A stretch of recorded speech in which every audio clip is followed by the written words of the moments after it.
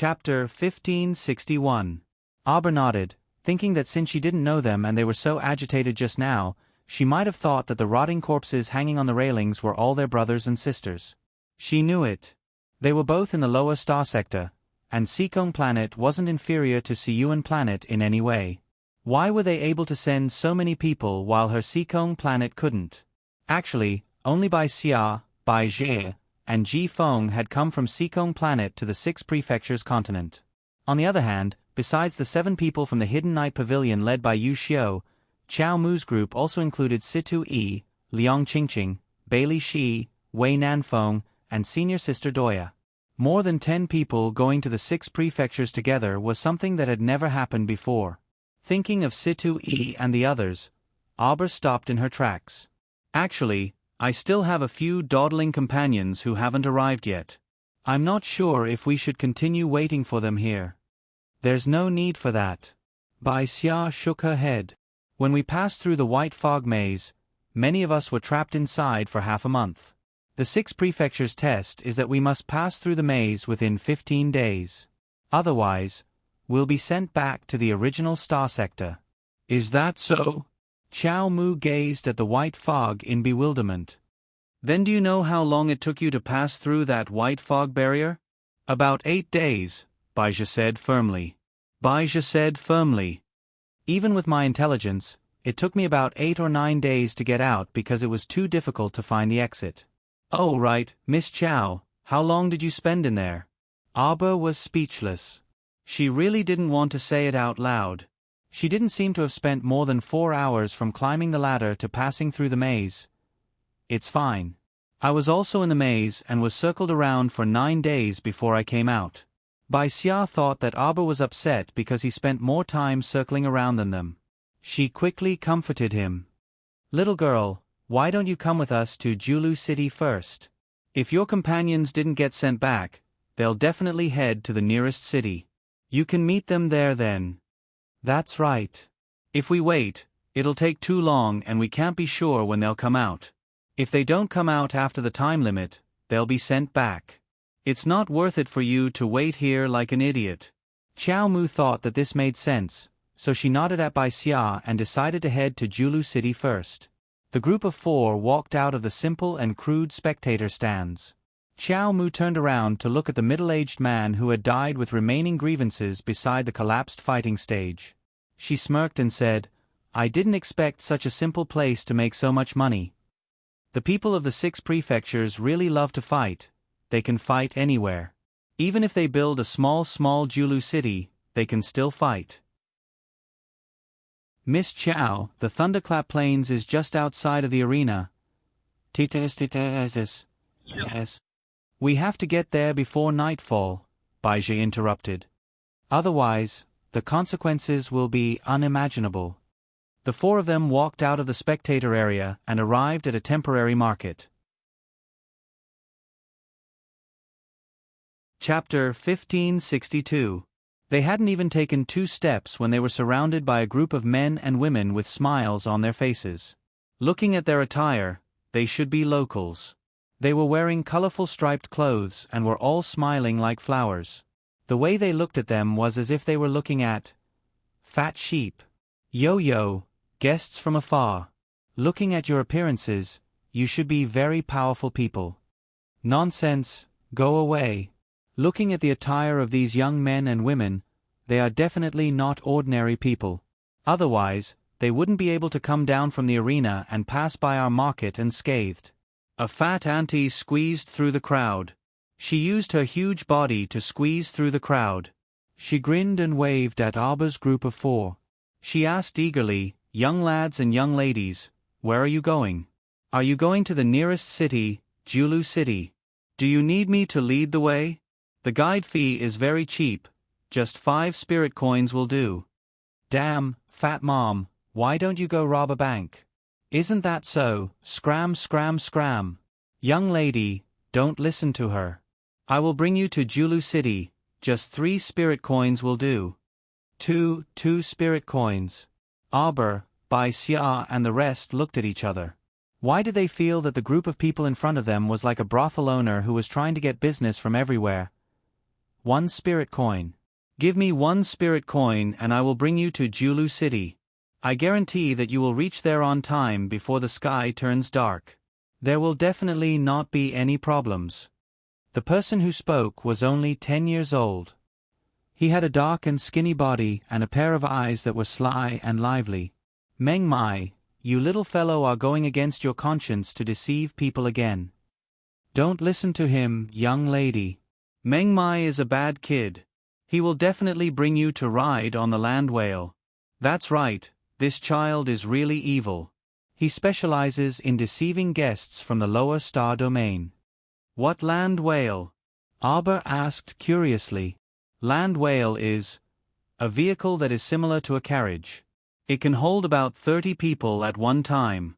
When passing through the thunderous plain, the land whale can effectively avoid the lightning and prevent people from being injured by it. That's great. It's fast and convenient. Isn't that great? Before Arbor could say anything, Bai Xia excitedly said, Then let's take this land whale to Julu City. From the looks of it, it must be your first time coming to Shuntian Prefecture. Auntie, let me tell you, that land whale can't afford to sit on it. Every time he rode a land whale, he would have to pay 2 spirit coins per minute. It's not a matter of how many spirit coins you'll be given based on the distance you've traveled. Right. In other words, if you stay on the land whale for an hour, you'll have to pay 120 mid-grade spirit coins. So expensive. Bai Xia looked at the auntie in shock. That's right. With one hand, the middle-aged woman pulled the skinny, dark-skinned boy to the side. She quickly put her hands on her hips and said, It's still worth it to give me 3 spirit coins. I will bring you to take a shortcut and guarantee that you will reach the city gate before sunset.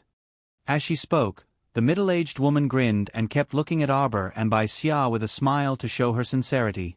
However, Arbor reached out and pulled the skinny, dark-skinned boy in front of him. Lead the way.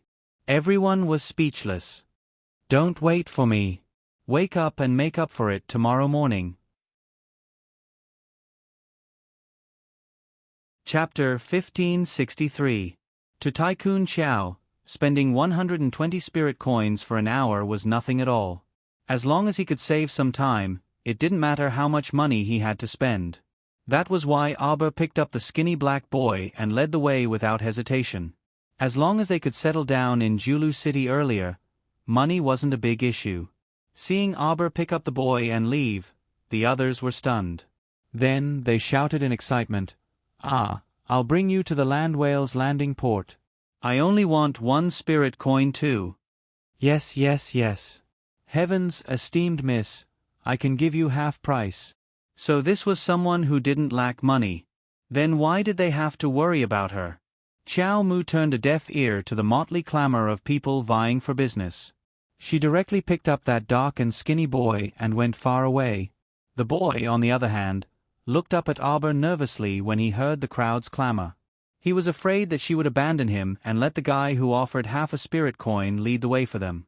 Bai Xia and the other 2 from Siyuan hurried to catch up. When they were some distance away, they wiped their sweat and shouted, These people are too enthusiastic.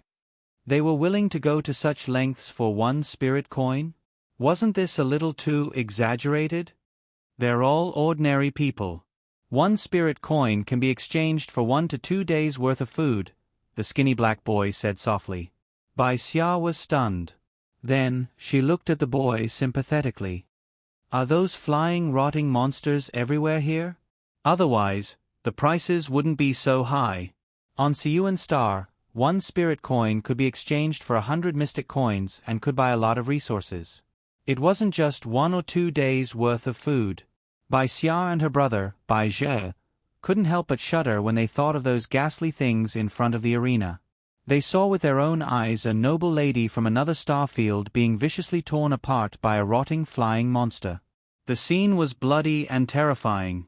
These things wouldn't show mercy just because you were a prince, princess, or lady. They looked barbaric and were extremely mobile. Their small eyes emitted a red glow, which made people shudder when they looked at them.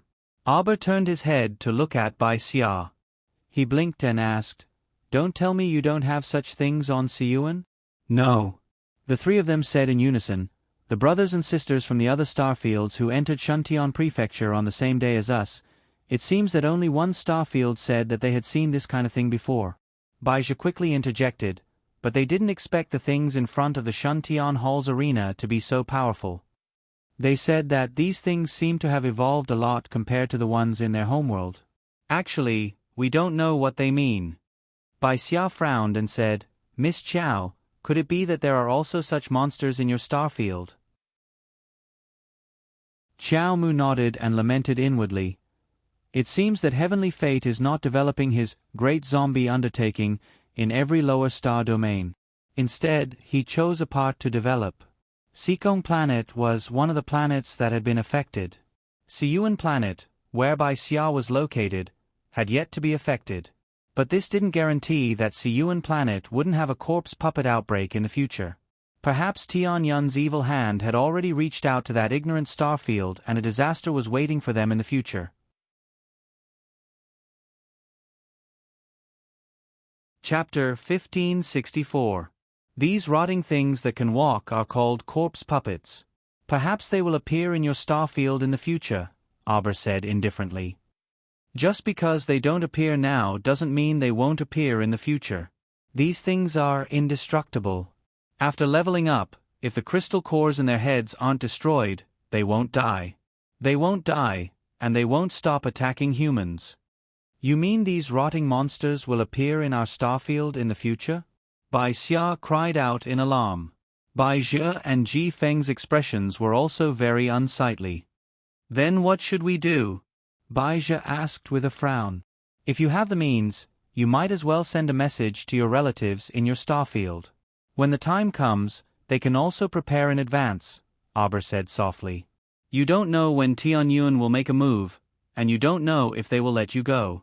The only thing you can do is to take precautions and minimize the losses as much as possible. Tianyun, are you saying that these rotting corpse puppets are not natural, but man-made? The two siblings cried out anxiously, why would they do this? What benefits would they get from doing this? We don't know about this yet, but Tianyun created corpse puppets. This is no longer a secret on our Sikong planet. The upper echelons of most of the countries in our starfield already know the name of Tianyun. It will probably spread in the future. But I think, Aber said with a solemn expression, we shouldn't be able to get rid of them in the short term. After all, they hide very well. Sister, then we have to inform father and mother as soon as possible, Baizha said hurriedly. Let them know what to do and make preparations early. These monsters are really powerful. If it was a normal person, they wouldn't be able to deal with them at all. I have a handwritten copy here that records the evolution and development process of corpse puppets and their characteristics in detail. It's the usual way to deal with them. Aber said, if you need it, I can let you make a copy when you enter the city. That's great. Thank you very much, Miss Qiao, Bai Xia said gratefully. We and the newcomers from other starfields didn't know of the existence of these monsters. That's why we were caught unprepared the moment we arrived at the entrance of Shuntion Prefecture. Baizha gritted his teeth. Now that I think about it, if we had known about this monster earlier, we might not have suffered so much. There's no point in thinking about it. Some things have already happened, and we can only face the future, Aber said calmly. Little guy, where is the land whale you mentioned? How long will it take for it to arrive? My lords, the land whale landing entrance is not far ahead. Please follow me. The skinny, dark-skinned boy led the group out of the market. Not long after, the four of them saw a bustling scene. This place was built like a pier, and in front of it were four giant beasts the size of small hills. From afar, it really looked like a whale in the sea. What was interesting was that these giant beasts had 8 thick and fat short legs under their bodies. This was an eye-opener for everyone.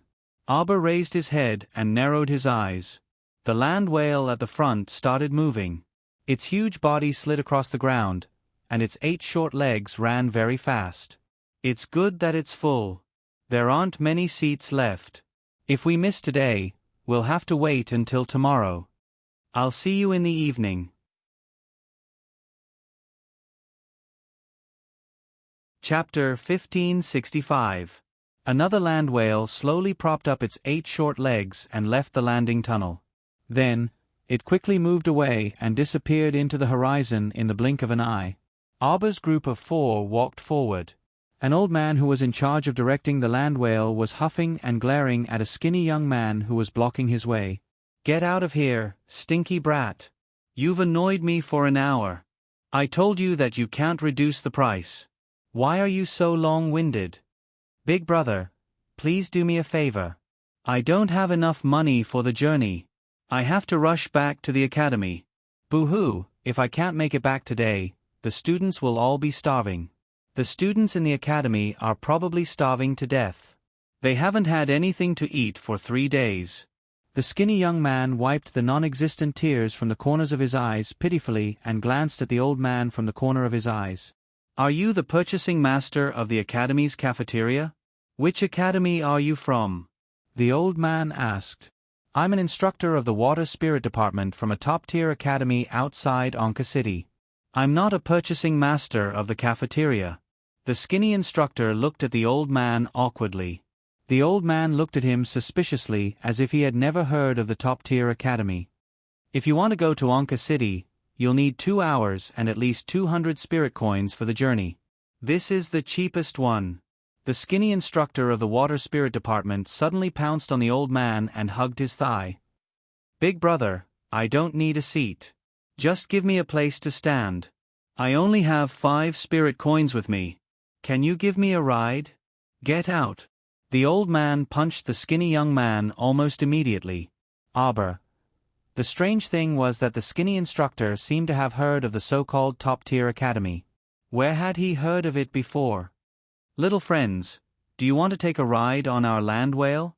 Let me tell you, our land whale is stable and fast, and it can avoid lightning effectively. Along the way, you can enjoy the beautiful scenery of the thunderous plain. There are only 10 seats left. If you miss it, you'll have to wait until tomorrow. Little friends, do you want to give it a try?" Abba took out a bulging money pouch and grabbed a handful of spirit coins from it. The old man's eyes suddenly lit up.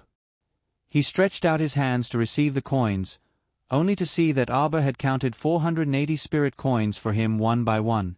Abba then threw the rest of the coins back into the bag. The old man was speechless. He was so excited that he thought the rich girl in front of him would throw all the spirit coins at him.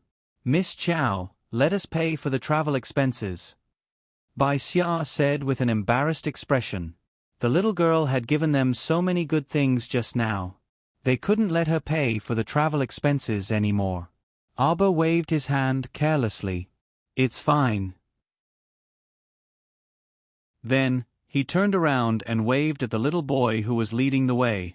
He took out 50 spirit coins and gave them to him. "Take it and go back." Meng Mai opened his small mouth in shock.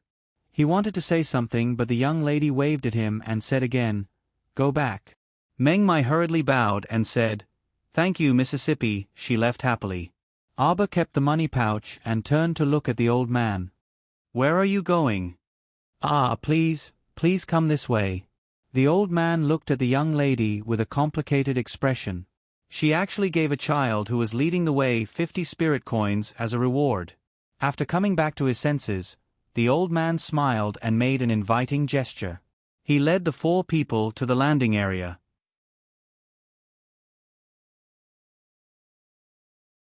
Chapter 1566.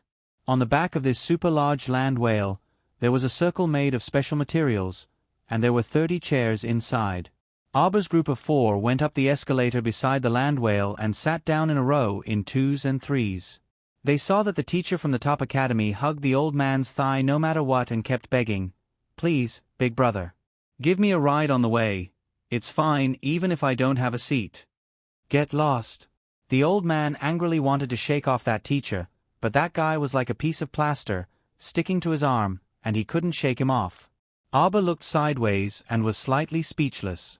This tutor was so thick-skinned that he wanted to use 5 spirit coins to exchange for a ride with someone else. If this precedent was set, there would definitely be many thick-skinned people who would beg the old man to give them a ride. It was obvious that the old man would definitely not agree. Otherwise, how would he do his business in the future? Little brother, I beg you to let me go. The old man helplessly pulled that teacher away and waved his hand. The price of the land whale is set by the town guards. I also beg you, little brother, this is not something I can decide. What kind of joke was this? He finally took over such a lucrative job from the Shuntian Prefecture's prefecture master. Of course, he couldn't mess things up. This price was not high at all. Apart from the cost of renting these land whales and feeding them, he still needed to hand over half of the income to the main prefecture. In the end, he calculated that there was not much income left. It was already good enough that he could have 10 or 20% of the income. Therefore, that damn teacher, when he said that he would give him a ride for 5 spirit coins, he wished he could slap him to death. Big brother, please reconsider. The short teacher cried out pitifully. The old man couldn't bear it anymore and turned back to roar at him. Get lost now in the same way you came in the first place. Put up lanterns and decorations and get lost.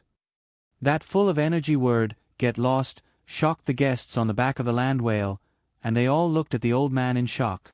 I was miserable when I came in the first place.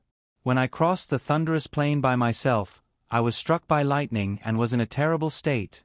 The corners of Bai Xia's mouth twitched. She looked speechlessly at the shameless instructor. Was he really a teacher of some academy? However, he had never heard of a top-notch academy. I've only heard of Shuntian Prefecture's 4 great academies: Sun, Moon, Star, and Chen. Bai Xia said in a small voice. I've never heard of any top academies. I seem to have heard of it somewhere before, the little fellow muttered to himself. Ah, is that so? White Cloud was stunned. She turned to look at Arbor and asked, Where have I heard of it? No. Arbor wanted to say, I don't remember, but his eyes suddenly fell on the green pine and cypress jade bracelet on his left wrist. A thought suddenly flashed through his mind. Top academy? A top-notch academy? If you must go to the 6 prefectures continent, then first go to the Shuntian Prefecture's Lava Mountain Range and enter a top academy to study for a while. You only need to show the pine and cypress jade bracelet I gave you to the headmaster of the top academy, and he will naturally take good care of you on my behalf. Could it be the top academy that Murong Sun mentioned? Arbor turned to look at the rascally short teacher. He couldn't associate it with the top academy Murong Sun mentioned.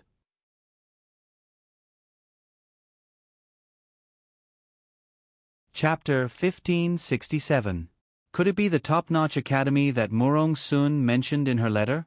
Arbor had a question mark on this academy in his mind. No matter how he looked at it, he felt like that instructor was a scoundrel. What kind of students could this kind of instructor teach? While he was pondering, a group of 7 people quickly arrived in front of the land whale under the lead of a fat auntie.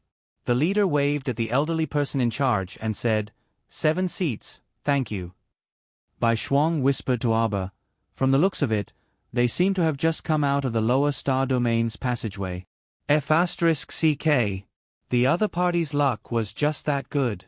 They only came out of the passageway after they painstakingly dealt with the zombies and the arena. They did not need to fight to the death against those ugly zombies like they did. Bai Xia's gaze roamed over those 7 people. There were 5 men and 2 women in the group. 2 of them had outstanding looks, and the man who spoke was rather handsome. The other was a woman who was in the center like the moon surrounded by a myriad of stars. Her beautiful eyes were brimming with pride as she swept her gaze over everyone. Her expression was like that of a lofty queen patrolling the grounds. When her gaze landed on Arbor, the woman's gaze clearly turned sluggish, and her eyes seemed to be dyed with a trace of disbelief. There was actually such an exquisite and luxurious person in this world who was like a jade carving. The woman lamented in her heart, and her scrutinizing gaze roamed back and forth over Arbor's body. There was a faint trace of displeasure in her expression. Her skin was so delicate that it could be broken with a blow, and her facial features were peerlessly exquisite. She could not pick out any flaws at all. This caused a trace of discomfort to sweep through the woman's heart. In their star domain, she had always been known as the star domain's #1 beauty.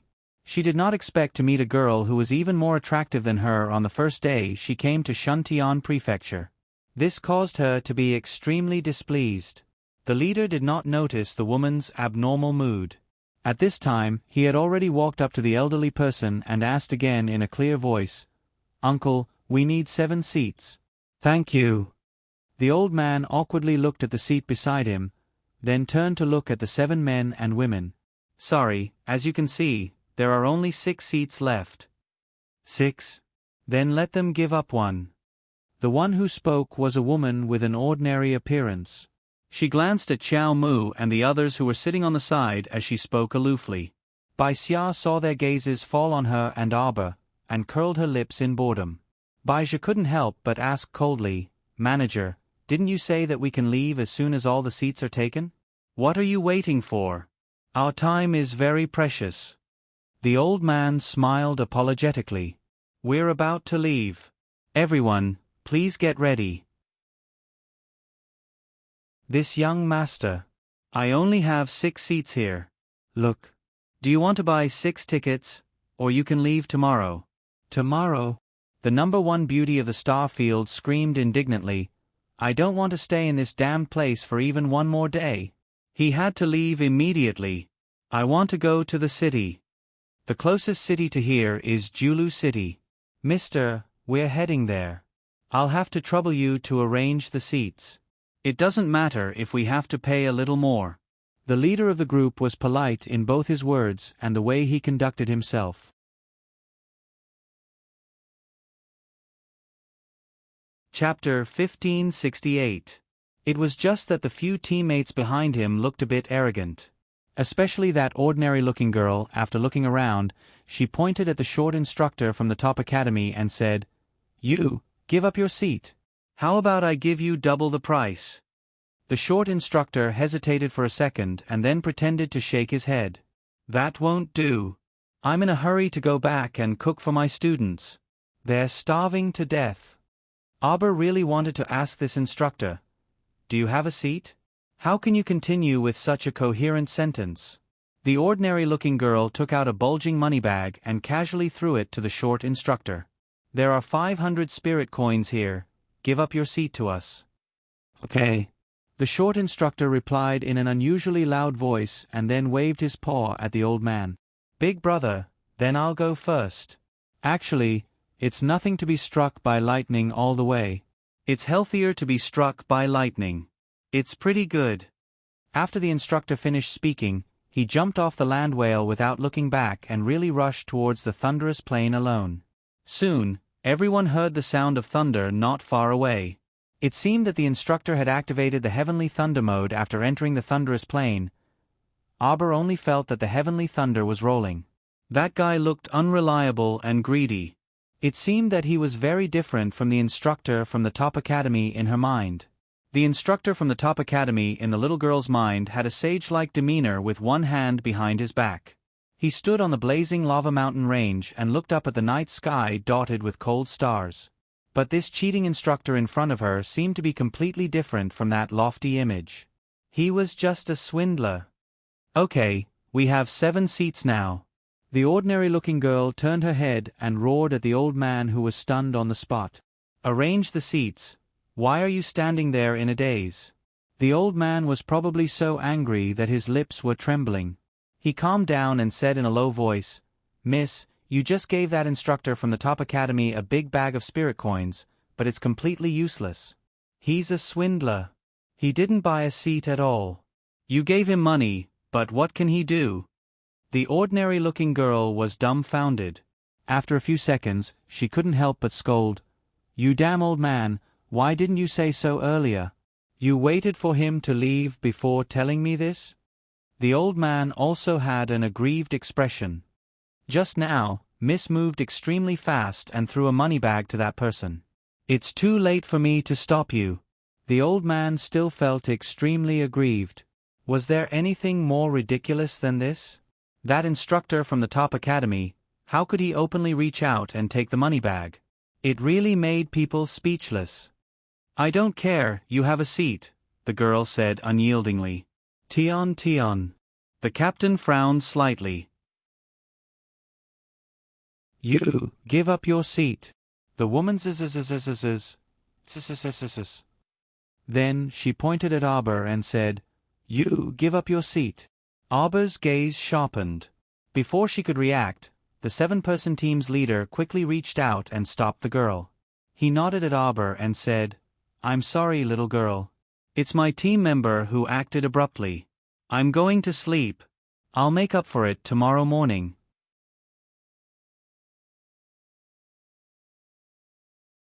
Chapter 1569.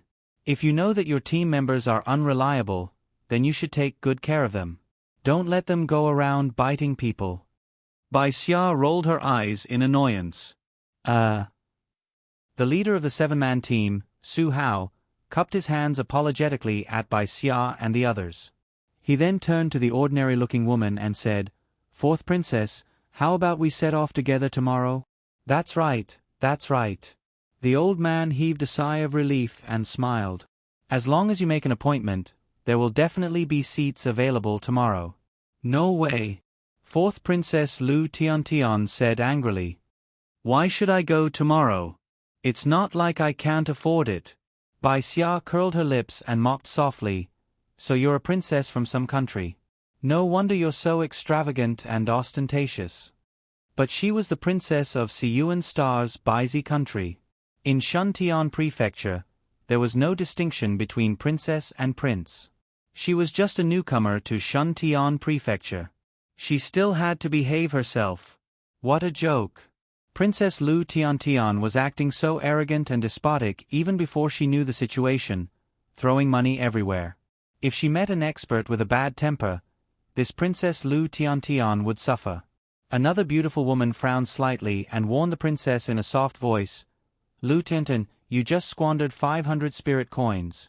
The spirit coins we have left won't be enough for you to squander for a month. It was quite difficult to gather so many spirit coins in the lower star fields. Only this princess was doted on by the great king. That was why she was given so much for travel expenses. However, all in all, she only had 20 to 30,000 spirit coins. If she used them sparingly, she would be able to last until she entered the academy. If she squandered like this, no amount of money would be enough for her. Chen Hanyu! How dare you! Fourth Princess Lu Tiantian angrily rebuked and glared at the beautiful woman. What? You just left Hongyuan Star and your true colors are already revealed? You don't even address me as your highness anymore? When Chen Hanyu was on Hongyuan Star, she was often bullied by Fourth Princess Lu Tiantian. She didn't expect that Lu Tiantian would dare to rebuke her in front of so many people in Shuntian Prefecture. She was immediately enraged. It could be said that Lu Tiantian did not have any good feelings towards beautiful women. Right now, her ordinary face was filled with anger, causing Chen Hanyu to be slightly startled. She was just about to bow her head and admit defeat. An iron arm suddenly stretched out in front of Chen Hanyu, revealing a protector's stance. The person who came was a young man with a square face. When he saw Chen Hanyu's lowered eyes and aggrieved expression, he glared at Lu Tiantian and said, You better watch out, Lu Tiantian. Do you think this is still Hongyuan Star? Make sure that this is Shuntian Prefecture. Once we're here, we'll start from scratch. There's no such thing as a princess. Prince consort you. Lu Tiantian's eyes immediately turned red from anger. Bai Xia and the others were sitting at the side.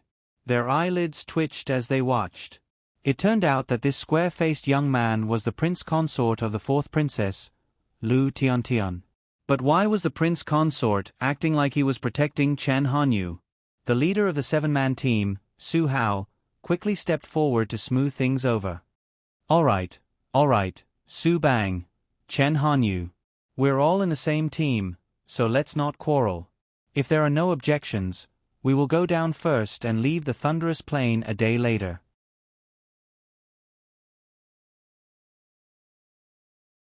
Chapter 1570. Chen Hanyu had a reluctant look on her face. Fourth Princess Lu Tiantian was even more furious. Seeing that this matter was going to continue, everyone could only wait for them here. In the 7-man team, a male member suddenly said, "Leader, why don't I stay here alone? You guys can go to the nearby city first." When the elder heard this, he hurriedly nodded and said, "That's good, that's good." Su Hao hesitated for a moment. "Will you be okay going alone?" The male member smiled and shook his head. "What problem can there be? Leader, don't worry. I'll just meet you guys at Julu City a day later." The princess's husband and Miss Chan in the team were so difficult to deal with.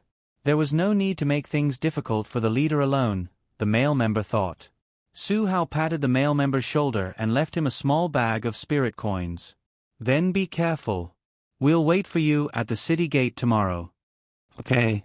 The elder hurriedly invited Su Hao and the rest to sit down. When he walked down from the land whale, he instructed everyone, "Just sit down later. Don't get up and look around. Otherwise, you'll be jolted down by the land whale." With that, he got off the land whale. It was the first time for most of the people here to ride such a large mount. There was a trace of curiosity on their faces and they were a little excited. Suddenly, the land whale jolted slightly. Everyone gasped and hurriedly grabbed onto the armchairs on both sides. The view in front of them slowly widened. The land whale began to draw a long tunnel and quickly ran towards the thunderous plain. Xiao Mu stuck out her small head and looked left and right. There was a vast plain in front of him. He couldn't see the end of it. "This land whale is too stable." Bai Xia smiled and said, "It's not bumpy at all. I heard that the thunderous plain is more than 100 miles long and there isn't a single flying beast in the sky." "Of course. You'll know when you reach the center of the thunderous plain. There are crisscrossing lightning.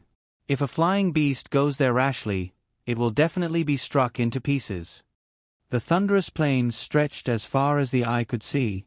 Everyone could only see a small half of the red sun on the distant horizon. Only a shallow outline could be seen. At this time, it was already dusk. At this speed, they would definitely reach Julu City before nightfall. "We've entered the thunderous area. Everyone, be careful." A worker sitting cross-legged on the land whale's head reminded them faintly. Everyone only heard a loud rumbling sound. Sure enough, a bolt of lightning accompanied by purple-red lightning struck the thunderclap plains. Everyone felt that the lightning bolt was only a hair's breadth away from the land whale's head. They were all secretly shocked. The land whale, on the other hand, was like a lightning rod. It leaped forward and shuttled through the lightning bolts. Even if a small part of the lightning bolts landed on its body, it did not seem to feel anything due to its thick skin. Bai Xia broke out in a cold sweat. She only relaxed after watching it run for a while. She turned to look at the expressionless little stoic and said, "This land whale should be a veteran of the thunderous plains, so there shouldn't be any problems." Xiao Mu nodded. Her large eyes curiously looked left and right as she watched the bolts of lightning pounce on the ground with frightening might. "Why are there so many lightning bolts here? Hey, quickly look. Isn't there a person in front?" Catching up on yesterday's 2 chapters.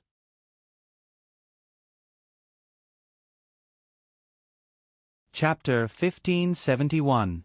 Bai Zhi's shout attracted everyone's attention. Suddenly, everyone was struck by lightning, charred on the outside and tender on the inside.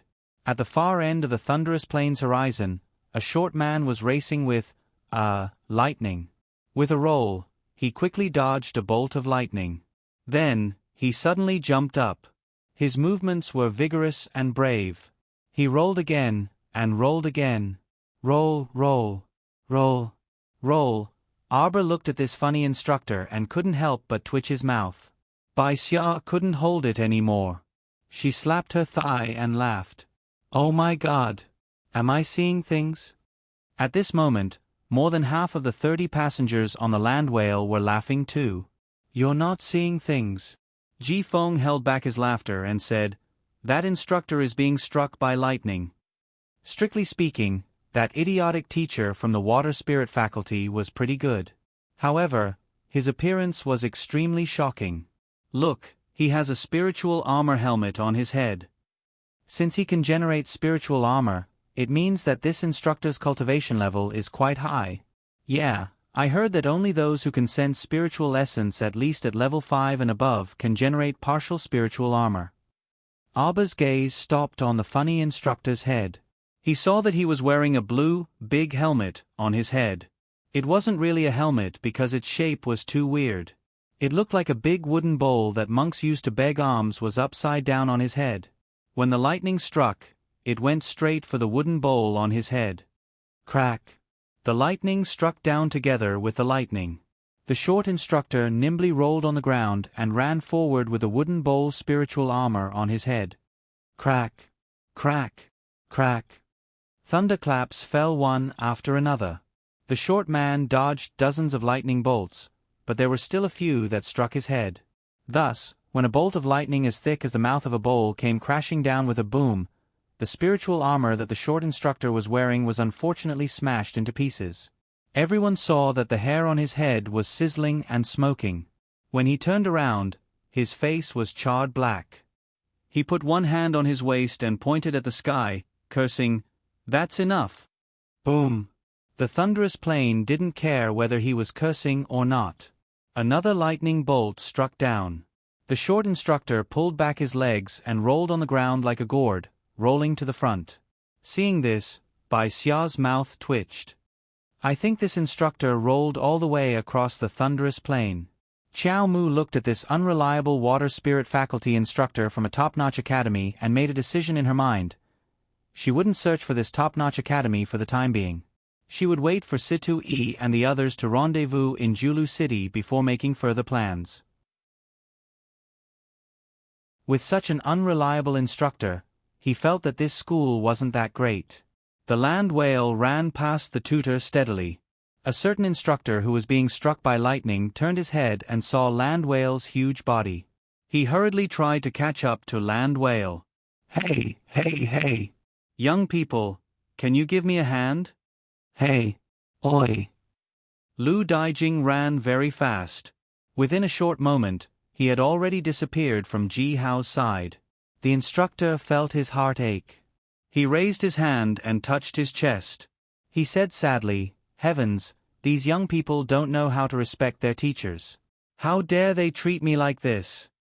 Seeing that another bolt of lightning was about to strike down, the instructor hurriedly ran forward.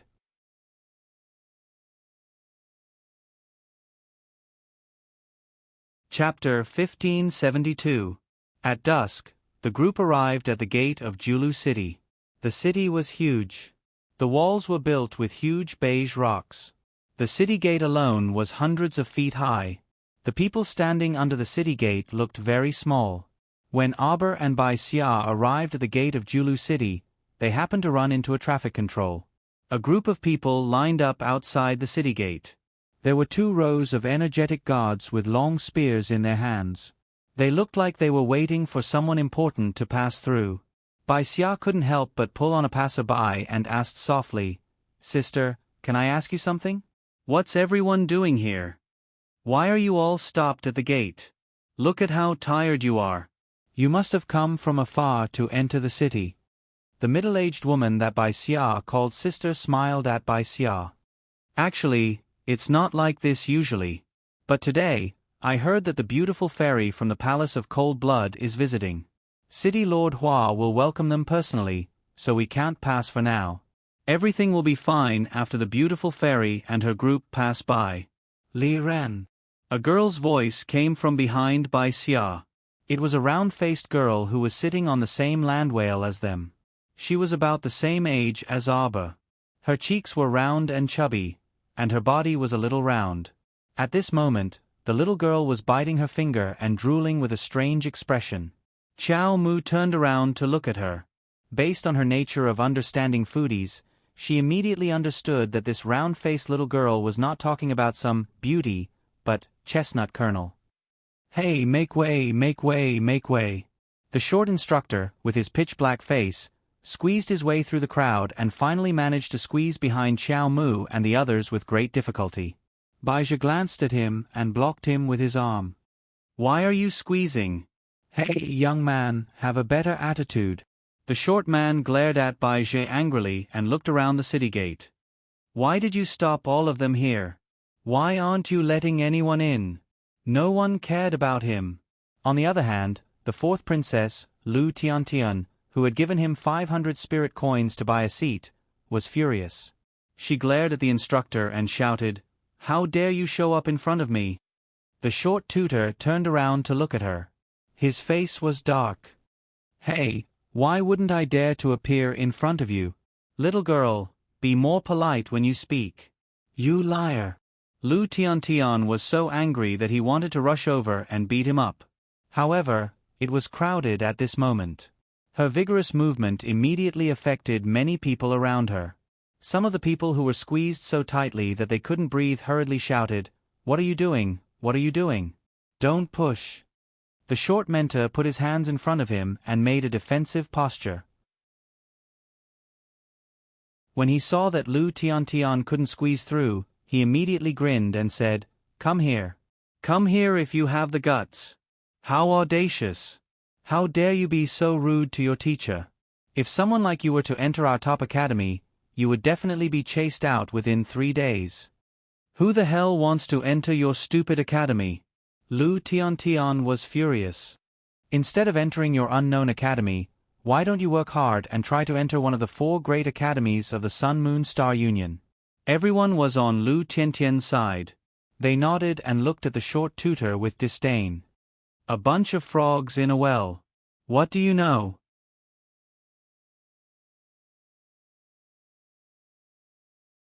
Chapter 1573. Back then, when our top-notch academy rose to prominence, who knows where those 4 great academies of sun, moon, and stars that you speak of were? The short instructor harumphed. "I'm telling you, don't be unconvinced. Our top-notch academy is extremely famous in the entire 6 prefectures continent. Not only Shuntian Prefecture, even the neighboring Ani Prefecture, Poland Prefecture, and so on all greatly admire our top-notch academy. Little children like you who just entered Shuntian Prefecture, I'll say this without boasting. It's best if you all come to our top-notch academy to study for half a year. Like those lousy academies of sun, moon, and stars, they only have a good reputation. In reality, they simply can't teach anything practical. They're all a bunch of gaudy sissies. What can they do?" Everyone looked at each other in dismay. "That's right, especially for little girls like you who are young and talented. You're the most suitable to come to our top-notch academy." The short instructor suddenly changed his target and pointed at Arbor and the round-faced foodie girl beside her. "Do you want to give it a try and enroll at our academy? Our academy enrolls students at the end of July every year, and classes begin at the beginning of August. We have all 5 spiritual elements.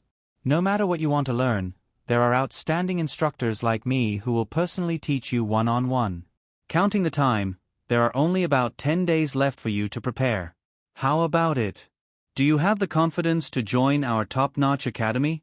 The round-faced little girl dazedly glanced at the short instructor and shook her head. "Never thought about it." "Nah, how could you not think about it? It's already not bad for this little stoic-faced girl beside you. I can tell at a glance that she's a naturally intelligent person of few words.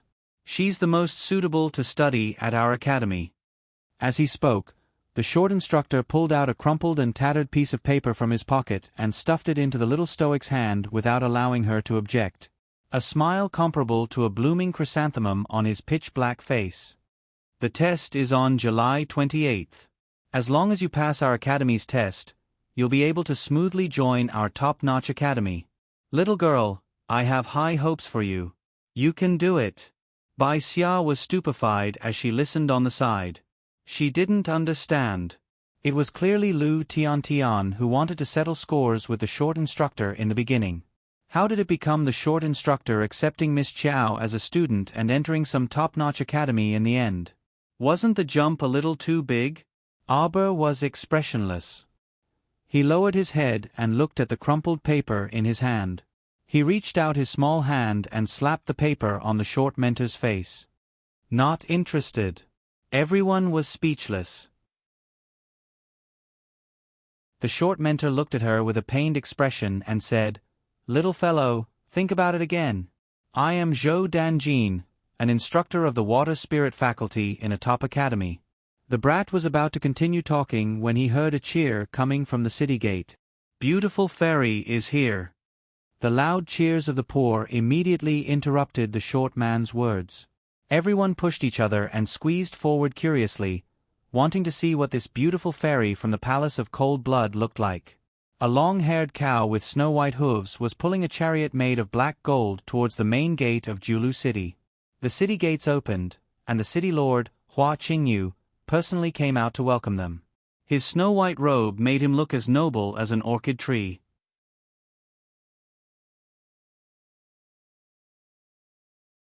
Chapter 1574. The carriage stopped at the city gate. Hua Qingyu smiled and walked forward. He cupped his hands and bowed. "The beautiful fairy from the Palace of Cold Blood has graced us with your presence." Hua Qingyu greets the beautiful fairy. There was no movement in the carriage for a moment. Suddenly, a fragrant wind blew in their faces. A snow-white figure shot out of the carriage like lightning. Her long robe fluttered across the roof of the carriage. Everyone focused their eyes and saw a woman in snow-white clothes. She was sitting cross-legged on the roof of the carriage. Her face was full of solemnity. Bai Xia and Arbor only felt that the beautiful fairy in front of them purposely made herself look ethereal. She was really pretentious. What kind of fairy is this? Even the city lord has to come out to welcome her? Bai Xia couldn't help but mutter softly. The middle-aged woman who spoke earlier suddenly rolled her eyes. "What do you know? The wife of the current city lord of Shuntian Prefecture is the palace master of the Palace of Cold Blood. There are 5 fairies under the city lord's wife. This beautiful fairy is one of them. Her cultivation has reached level 7 spiritual master. She is very powerful. The Palace of Cold Blood comes once every 3 months. In the middle of the month, the city lord will order them to distribute cultivation resources. These things are related to the future of the city.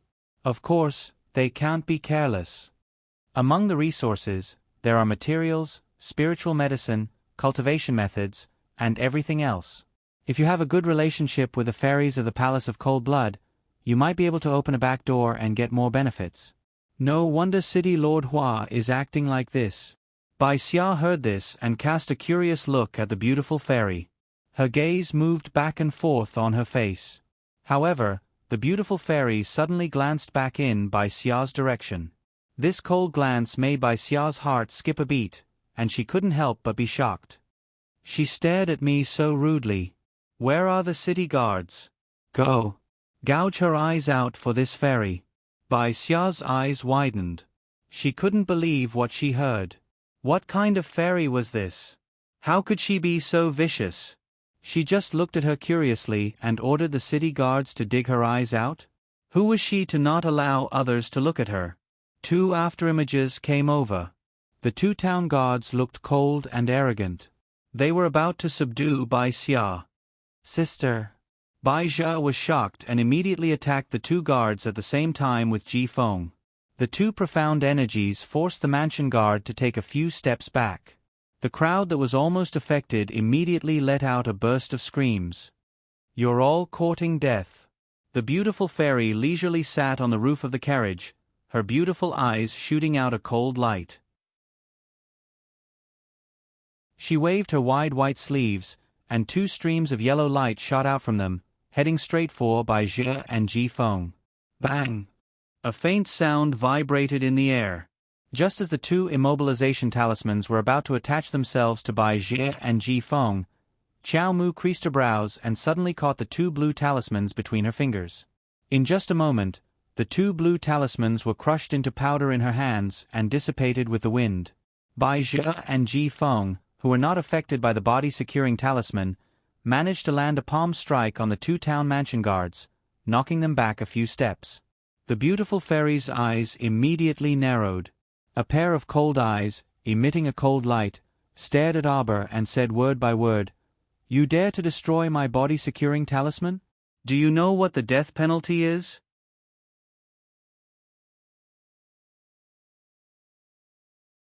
Chapter 1575. She threatened me. Cut off her mouth, Abba suddenly said coldly. A small white snake twisted its delicate body and abruptly leaped up from Chiao Mu's shoulder. In the blink of an eye, it transformed into a giant python and opened its mouth to bite at the beautiful fairy on top of the carriage's roof. The fairy was shocked. In order to avoid the sudden appearance of the giant snake, her body suddenly flipped backward and rolled down from the roof of the carriage. At this time, she couldn't care less about her image. She only felt that if she didn't avoid it quickly, the snake's huge mouth could tear her head off with a crack. Terrifying. Where did this giant python come from? Why did it suddenly appear at the city gate? The beautiful fairy didn't have time to think about it. After a crisp, crack sound, a ferocious snake head suddenly forced its way through the carriage she was sitting in. The entire carriage seemed to be wrapped around the snake's body. The giant snake slithered out of the carriage. Its eyes were extremely fierce, and it once again spat out a mouthful of black mist at the beautiful fairy. "Young lady, please show mercy."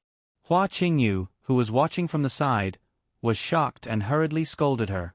Unexpectedly, it would have been better if he hadn't scolded her. As soon as he scolded her, the little fellow's fierce eyes looked at him. When the two of them looked at each other, Hua Qingyu only felt his heart skip a beat. His whole body was stunned. This pair of ice bead-like eyes was really too cold. It made his whole body tremble involuntarily as if he had fallen into an ice cellar. "Eat her." Abba's expression was cold as he issued a ruthless order. The small white snake roared and twisted its head, biting toward the beautiful fairy's head. Crack! The four walls of the carriage were bitten into pieces by the small white snake. The broken wood shavings were like powder flying in the air. The few long-haired cows were already scared out of their wits. All of them crouched on the ground, not daring to move at all. Ah! The beautiful fairy reacted and continuously stretched out the defensive talismans. However, these defensive talismans were like tofu. Under the black mist of the great void netherworld snake, they were broken inch by inch. "Miss, please be merciful." "That's enough." Hua Qingyu braced himself. He tapped the ground with the tip of his foot and suddenly flew towards the beautiful fairy. Abba's eyes suddenly turned cold. In the blink of an eye, 5 blue talismans appeared in his hand. 5 fire talismans were thrown at Hua Qingyu at the same time. From the moment the talisman was activated to the moment the fire spirit exploded, the entire city gate was illuminated by a series of flames. Almost everyone was stunned. Boom! The fire spirit talisman blasted a hole in the city gate. Rubble fell from the sky, and Hua Qingyu's expression changed. "You!" Abba frowned. Suddenly, he took out 5 fire talismans and threw them all down. Boom! Boom! Boom! Explosions filled the entire city gate. The overflowing power of the fire talisman pushed down the lawn in front of the door, revealing the bare soil inside. The onlookers all scowled miserably and retreated one after another, fearing that they would be implicated. Fortunately, the fire spirit talisman only attacked Hua Qingyu. In order to prevent Hua Qingyu from getting close to the beautiful fairy to help, Abba threw out 10 fire spirit talismans. Seeing Hua Qingyu's expression change slightly, he still didn't give up and flew towards the beautiful fairy. Abba's eyes sharpened. He suddenly took out a handful of 50 fire spirit talismans.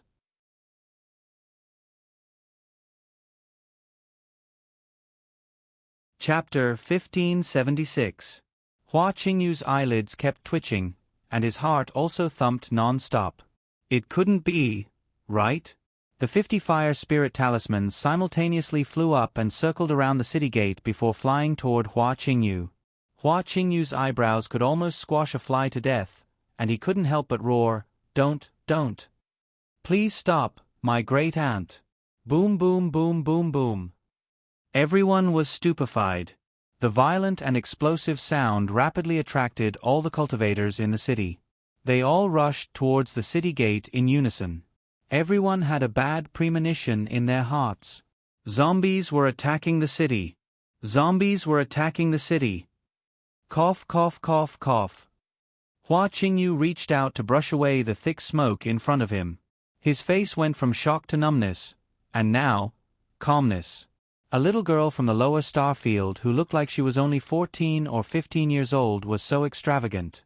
She casually threw out a handful of fire spirit talismans, and her net worth could easily surpass that of a city lord like him. How could he endure this?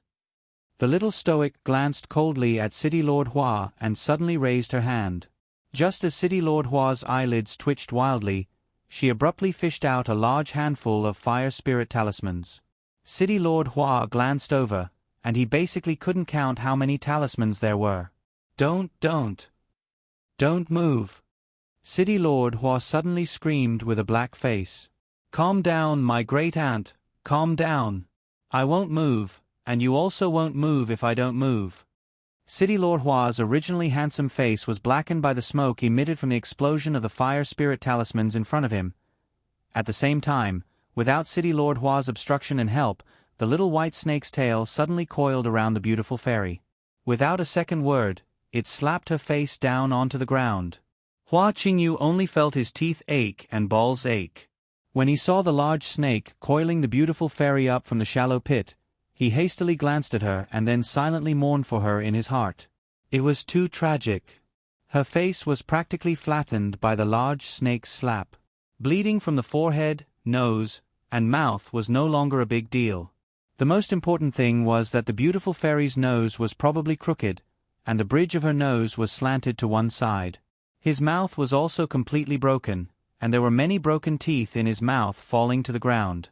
Bai Xia, who was standing at the side, was also scared silly. She looked at the scene in front of her in a daze and secretly swallowed her saliva. Then, she swallowed again. She stole a glance at Miss Chow and pursed her lips. Then, she shifted her gaze to the extremely miserable beautiful fairy. The beautiful fairy, who had arrogantly wanted to dig out her eyes just a moment ago, was now like a dead fish on the verge of death. The short instructor, Zhou Danjin, suddenly slapped his thigh and shouted joyfully, "Amazing! This student, may I know your name? Our top academy welcomes you with open arms." This mentor felt like he was from some evil cult, and he was trying to recruit people into his cult. "I said I'm not interested," Arbor said coldly. It's fine. Even if you're not interested, you can still cultivate your interest. No matter if it's towards people, things, or the academy, if you're not interested in the beginning, it doesn't mean that you won't be interested in the future. Xiao Mu completely ignored this person's nonsensical rambling and directly turned to walk towards the city gate. At this moment, because of the fire talisman, the city gate was filled with burning bonfires. When walking, one had to be extra careful.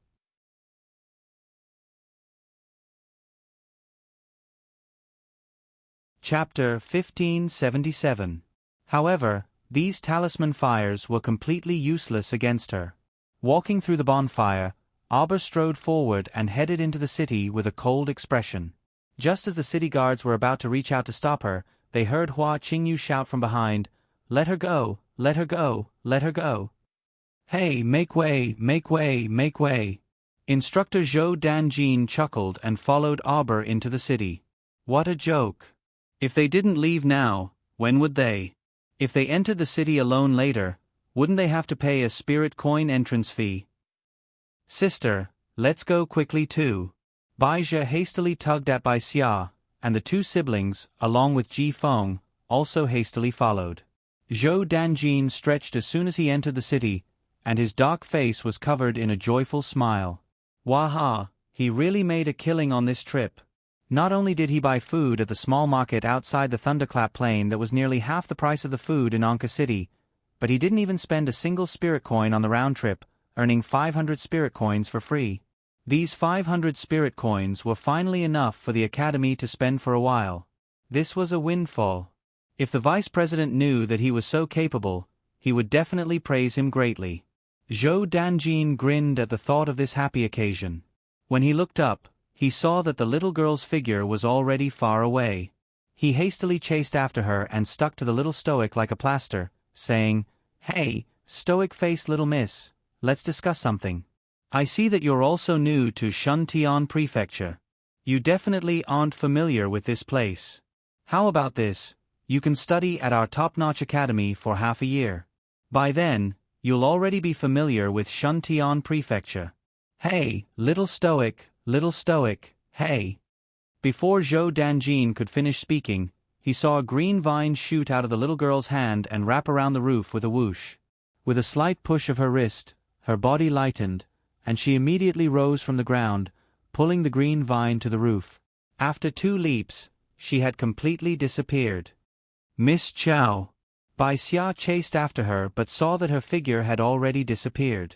She involuntarily stomped her feet in frustration and turned to glare at Zhou Danjin. It's all your fault, you scared her away. I originally planned to properly entertain Miss Chow after entering the city. The little stoic surname is Chow. Zhou Danjin rubbed his black chin and rolled his eyes. Aren't you guys on the same side? I can't be bothered with you. Bai Xia angrily rolled her eyes at him, and called her brother and fiancé to leave. Young people nowadays all have such bad tempers, Zhou Danjin muttered. He carefully glanced in the direction the little stoic disappeared in and cracked a smile. I have a feeling that we will meet again in the future. Currently, in the Longevity Palace of the Mo Kingdom on Seekong Planet, Fenggu happily ran in with a potted jasper begonia in full bloom. Empress Dowager, it's a joyous occasion. Look, this jasper begonia has come to life. The people from the Eastern Palace brought it over. They said that before the Crown Princess left, she told the gardener to take care of it for a few more days and send it to the Empress Dowager when the flowers are ready. Look, the Crown Prince Consort has people take care of it so well. She can even save the dying jasper begonia. The Crown Princess is truly resourceful. The Empress Dowager nodded with a smile and reached out to gently stroke the green leaves of the jasper begonia. She said with a gratified expression, the little Crown Princess is telling Ai Jia that there is hope in life and that one cannot easily give up.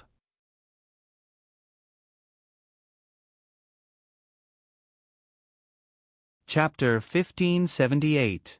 She didn't know when senior brother Situ and the rest would arrive at Julu City. Chow Mu sat inside a restaurant called Joy Pavilion and ordered a single meal, a bowl of egg noodles, a meat bun, and a bowl of egg floss and vegetable soup. Just this bit of food cost her 5 spirit coins. It's really expensive. However, she didn't feel the pinch of spending other people's money. She could just spend it. 300,000 spirit coins was enough for her to spend for a while. It was said that the expenses in this city were very high, and there was a monthly poll tax. It didn't mean that one could sit back and relax after paying 1 spirit coin to enter the city. At the beginning of the month, one would have to go to Babu Plaza and pay for the residence fee. Otherwise, if it was found that one's residence permit had expired, one could be punished to the point of bankruptcy or be expelled from the city, never to enter Julu City again. The residence fee was 1 spirit coin per month, and one wouldn't be refunded if one didn't stay for a month. When Arbor came in, she didn't pay any spirit coins, so she naturally didn't have a residence permit or anything like that. However, she would only stay in the city for a few days, so there shouldn't be any problems. She just had to wait for senior brother Situ and the rest to arrive before discussing where to go. Ding ding. The wind chimes at the entrance of Joy Pavilion rang, and the crisp sound rippled in the wind. Chow Mu had just picked up some noodles with her chopsticks, but before she could put it into her mouth, she saw someone jogging cheerfully to her side and patting her back with their small paws. Hey, it's you. Chow Mu turned her head to look and saw a small round face appear in front of her. She had a round face and round eyes. The little girl was about the same age as her, but her eyes were fixed on the noodles in her bowl. She smacked her lips subconsciously. Arbor's mouth twitched. She recognized that this child was the round-faced little girl who rode the land whale with her. Shopkeeper, another bowl of egg noodles. Okay. Sit down and eat together. Arbor pointed to a seat at the side. Ah. No need, no need. I spent 3 months' worth of food on the land whale. I don't have any money to eat for the next 3 months. Arbor's small hand that was holding the chopsticks paused, and he said expressionlessly, I'll treat you. Sit down. How can I accept that? How about this? You finish the noodles, and I'll drink the rest of your soup. As the little girl spoke, she saw a snake's head almost buried in the bowl of vegetable soup. Hearing her words, the snake raised its head slightly and glanced at her with its big, watery eyes. Then, it quickly lowered its head and used its small, wriggling body to wrap around its soup bowl, sucking all the soup into its mouth. Aber, the round-faced girl laughed awkwardly and said, "Ha, ha, your little white snake is so cute." What the hell? A cold-blooded snake actually knew how to drink soup. Then, she seemed to have thought of something, and her little face instantly froze. What cute little white snake! Previously at the city gate, the giant snake had slapped the beautiful fairy into a flat face with its tail. She had seen it with her own eyes. How is she cute? She's not cute at all. She's even a little cruel. Miss, a bowl of egg noodles is here. It's 3 spirit coins. Miss, please pay first. The shopkeeper was all smiles as he personally ran over to bring the bowl of noodles over. What? A bowl of egg noodles actually costs 3 spirit coins. Why don't you go rob a bank? The shopkeeper's face immediately stiffened. Miss, the store clearly states the price.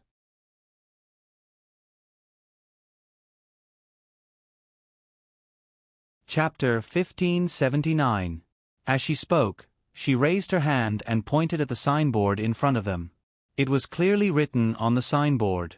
A bowl of egg noodles cost 3 spirit coins, a meat bun cost 1 spirit coin, and a bowl of vegetable soup cost 1 spirit coin. If one wanted to eat pure meat noodles, it would cost 5 spirit coins per bowl. Wow, your shop is so expensive. The round-faced girl could not help but exclaim. Shopkeeper, take the money. Miss Chow expressionlessly counted 3 spirit coins and gave it to him, sending him away angrily. Eat. Aber picked up the bowl of noodles again and started eating. The round-faced girl swallowed a mouthful of saliva. In the end, she could not resist the temptation of the egg noodles. She picked up the bowl with both hands and started eating. It's so delicious. Hot soup, hot noodles, and freshly fried eggs. It's flavorful and can fill my stomach. Whoa! Aber almost choked on the noodles. She looked up at the round-faced girl and twitched her mouth. Don't cry. The round-faced girl looked at her with tears in her eyes. Good. Aber, she felt like she was looking at Jolin. What was going on? Could it be that all foodies were the same? Little big sister, I am Qi Xianxian. What about you? Aber. Big sister Chow, thank you for your hospitality. Qi Xianxian immediately entered her familiar mode. Out of a foodie's instinct, she ate the last piece of vegetable and finished the bowl of noodle soup. Aber, no, she had to keep a straight face. Why did she feel like laughing? After eating, Qi Xianxian rubbed her round belly and let out a long sigh of satisfaction. I'm finally full. Do you want some buns? Aber pointed at a meat bun at the side. You're not eating? Qi Xuanxuan's eyes lit up. Aber picked up some noodles with her chopsticks and put it into her mouth. I think I'm full after a bowl of noodles. Then I won't stand on ceremony. Qi Xuanxuan's little paw was just about to reach for the bun when the little white snake curled its tail and rolled the bun over. The little snake's entire body coiled around the bun. It lowered its little head and started eating the meat bun. Aber. Qi Xuanxuan's eyes widened. You. Qi Xianxian pointed at the white snake and said, You, 3 times in a row. Then, she turned to look at Aber with a strange expression and said, This snake of yours really can eat anything. Have you ever seen a snake eating a meat bun? The scene in front of him was simply inexplicably strange. Oh, just treat it as a human. Aber said indifferently. He took out the teapot and poured himself a cup of water. He also poured another cup for Qi Xianxian and the little snake. If you're not full, I'll order 2 more buns for you. No need. Qi Xianxian hurriedly waved her small hands and said, I'm full. You were the one who said that I didn't want to eat the buns. I was afraid that it would go to waste. Aber coughed lightly and took 2 sips of water from his teacup. What are your plans for the future? I originally wanted to enroll in the Sunlight Academy. Registration for the Sunlight Academy was at the end of July, and enrollment was at the beginning of August. I thought that since everyone is new here, they would usually find an academy to stay in. Qi Xianxian couldn't help but sniffle when she said this. But I didn't expect the Sunlight Academy to be so fraudulent. Just the enrollment fee alone is 10 spirit coins, and it still doesn't guarantee admission. Also, after enrolling, you still have to pay 100 spirit coins for a semester. Where do I have the money?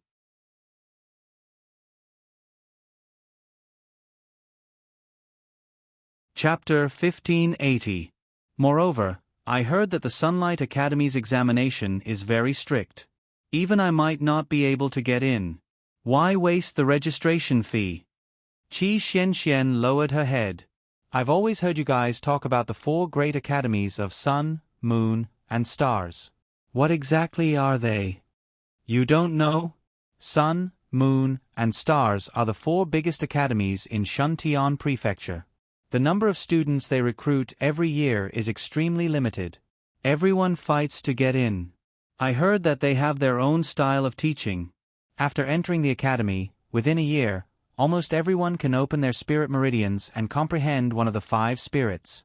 Oh. What do they teach? They teach everyone to comprehend the power of the 5 spirits. Qi Xianxian looked at Arbor strangely. When we were in the lower star area, we couldn't comprehend the 5 spirits at all. Our starting point is already much lower than people of the same age in the 6 prefectures. After coming here, if we can't comprehend one of the 5 spirits within a year, we will be forcefully sent back. Ah! Arbor was stunned. Then I saw the entrance of Shuntian Prefecture and the small market near the Thunderous Plain. There are also many ordinary people.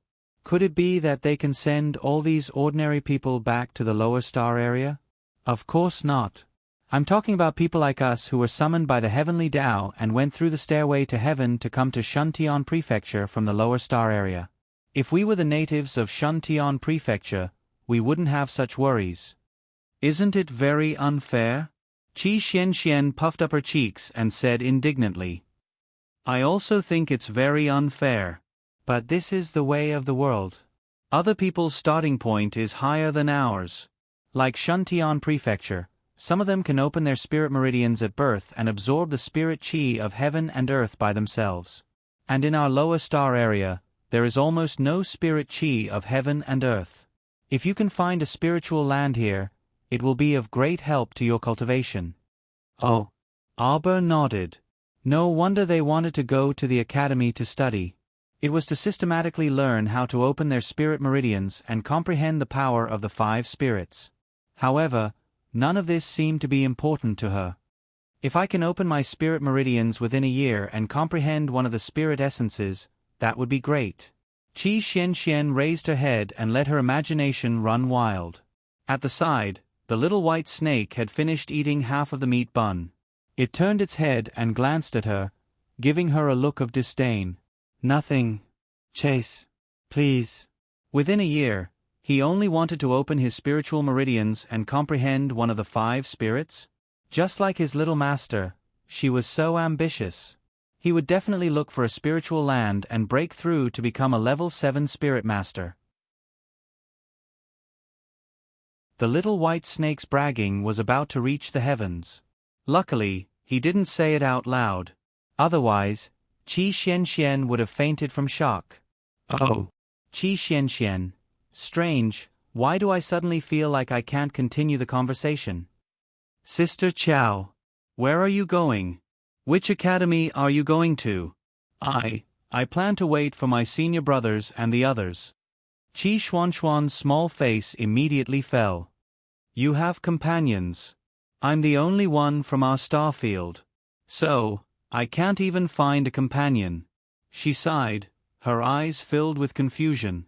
This was a feeling of uncertainty about her future. Why don't we wait for my senior brothers and the others to come and take the exam for that Sunlight Academy? Okay.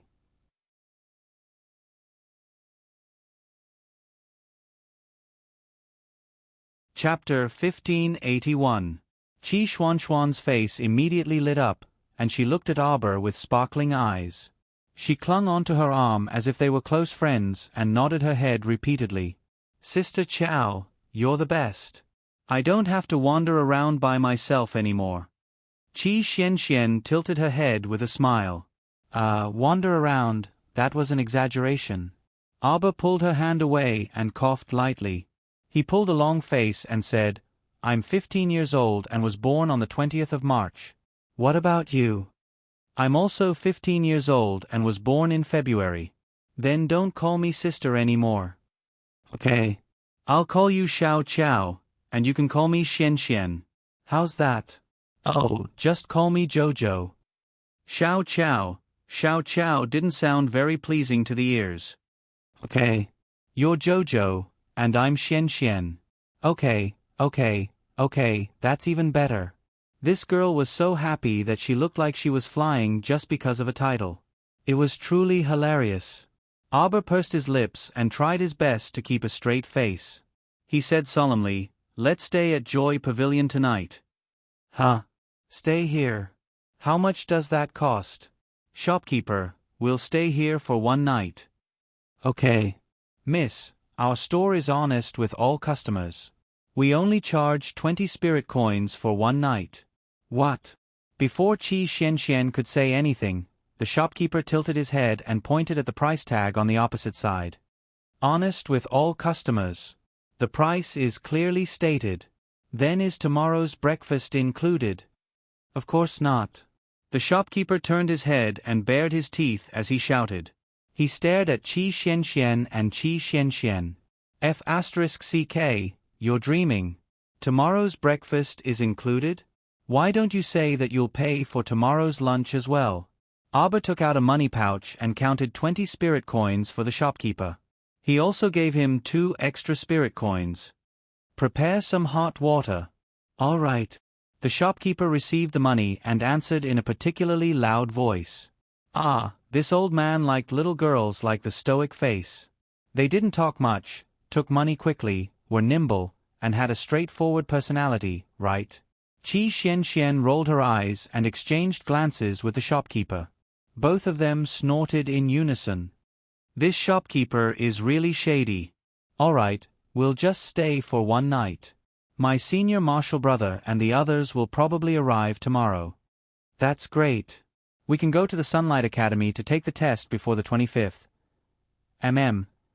Arbor nodded her little head and reached out her little hand to let the little white snake wrap around her wrist. The little white snake was like a piece of warm jade. Its body was warm. When it was still wrapped around his wrist, it looked like a bracelet. Shopkeeper, on my way here, I saw several talisman shops in your city. Is business good? Of course. Miss, there's something you don't know. An ordinary safety talisman in a talisman shop can be sold for 50 spirit coins. Peace charm? Arbor was slightly startled. Someone bought it? Little girl, you're new here, so you don't know. These days, in our Shuntian prefecture, there are only those who complain that talismans are sold too little. There's never been a saying that no one buys them. The peace charm and body-securing talisman are selling very well. Oh. Arbor nodded slightly. The peace charm can seek luck and avoid misfortune. Apart from that, it doesn't seem to have any other special uses. That peace charm is especially effective against ghosts. As long as you wear a middle-grade yellow peace charm, ghosts won't be able to approach you for 24 hours.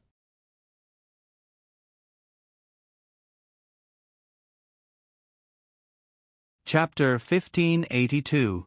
Ghost Spirits. Arbor was taken aback. Ghost spirits can be seen everywhere here? On their Seacone planet, things like ghost spirits seem to be rare.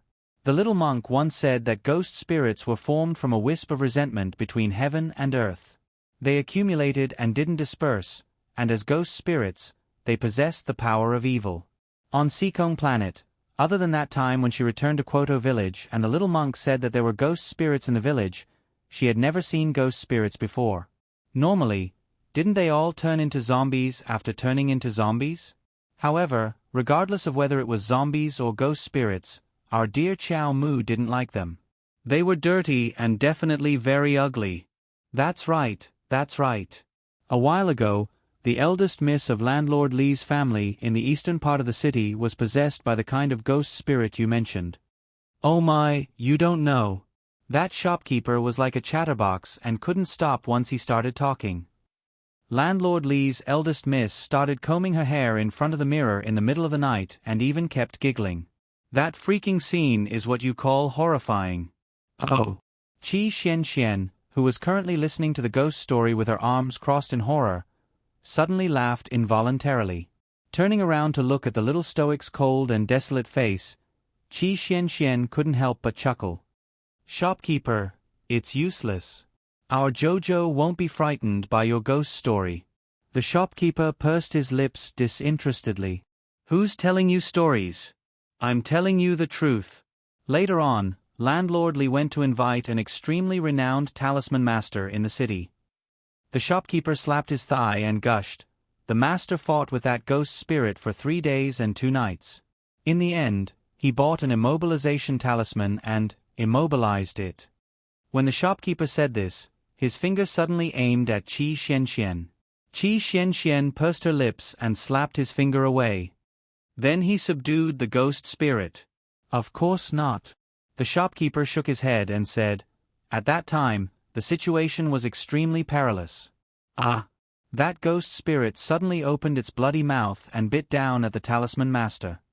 So it turns out that the talisman wasn't powerful enough and couldn't immobilize that powerful ghost spirit. That's an intermediate body-securing talisman, it can't even stop a ghost spirit. All right. The two of them nodded repeatedly. Qi Xian urged from the side, Elder, can't you make it short? The shopkeeper slapped his thigh again.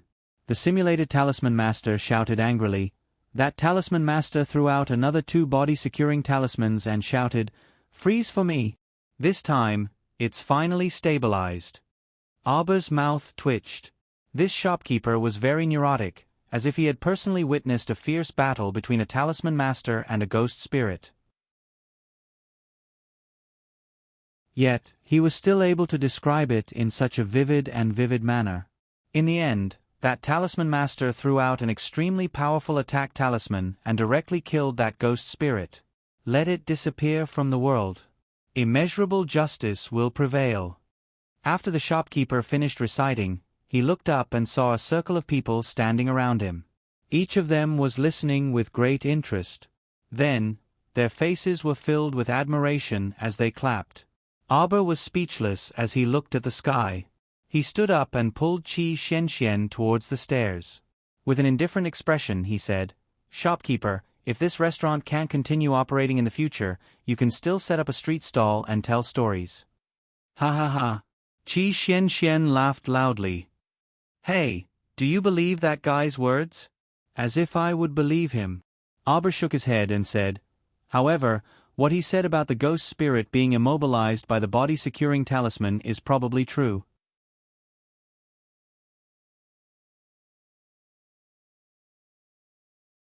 Chapter 1583. Talisman practitioners are truly amazing. Only their attacks are effective not only on humans, but also on ghosts. Aba shrugged. The two of them returned to their room together and soaked in a hot bath before heading to bed early to rest. Aba had a beautiful dream. She dreamed that Emolien was standing under an elm tree in the courtyard, gazing at her with a smile and extending his slender hand toward her. He wants a hug. Aba's eyes brightened, and she immediately skipped over and threw herself into his embrace. Her small head burrowed into his chest, and she looked up at him with an eager expression. Lien. Following her call, Emolien's figure dissipated like a shattered star, causing her to throw herself at empty air. When she opened her eyes and woke up, she rolled off the bed. She was still hugging a stiff sandalwood pillow, causing her small stomach to hurt a bit. Pfft. A light chuckle came from the bed. Aba turned her head and saw Qi Xian sitting there with her legs bent. Her long hair hung loosely, and her large eyes curved into crescents as she looked at her with a smile. Io, your sleeping posture is really terrible. Tonight, you sleep inside and I'll sleep outside, so that you won't roll off the bed again. Abba stood up expressionlessly with an, "I don't know what you're talking about," expression on her face. She calmly threw the pillow on the bed and got up to wash up. Qi Xianxian laughed out loud. She discovered that when this little stoic encountered something she didn't want to face, she would always use an expressionless face to bluff her way out. A classic stubborn duck who refused to admit her mistake. She hopped off the bed and cheerfully ran to her side, elbowing her arm. "Hey, who's Lien?" The little fellow, who was wiping her face, paused and then expressionlessly replied, "Hubby." "What?" Qi Xianxian was stunned. "You're married." "MHM." The little fellow nodded vigorously. Qi Xianxian was incredulous. Hey, we mystic cultivators have very long lifespans. Unlike them normal humans who have to hastily find someone to marry when they reach 15 years old. Hey, why are you doing this?" Abba turned his head to look at her. After all the selections, the ones left are all old men. She married early and chose well. My husband is very outstanding. He is the most outstanding person in this world. Qi Xuanxuan's eyes widened again. You don't look like someone who needs to rely on men. Abba's little face was stoic. He turned to look at her and punched his chest with his little hand. "Appearance. What you see of my strength is just a facade. My heart is actually very fragile." Qi Xianxian almost slipped and fell to the ground. A person who easily opened her mouth and told the little white snake to take the beautiful fairy's life. Was her heart weak? What kind of joke was this? "Is your husband really as good as you say?" "Yes." "He's the kind of person who attracts bees and butterflies when he walks on the street. He's the kind of person who makes a lot of strange women look at me." Qi Xuanxuan's jaw almost dropped. "Why do I have to look at you? Shouldn't they be looking at your husband?" "How would I know?" The little stoic said coldly, "It's simply boring to death. I always ask them what they're looking at, but no one pays any attention to me." Qi Xianxian, "I really pity your husband. I'm guessing that your husband's path is definitely not easy. Jojo, what are we doing out so early in the morning? Are we going to wait for your senior brother at the city gate?"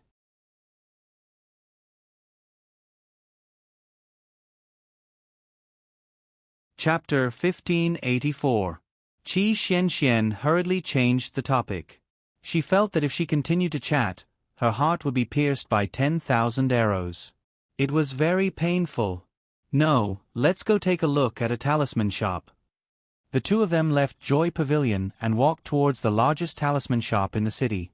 That shopkeeper yesterday was long-winded for half a day, but he didn't say who the powerful talisman master that official Li's family hired was. He also heard it from hearsay.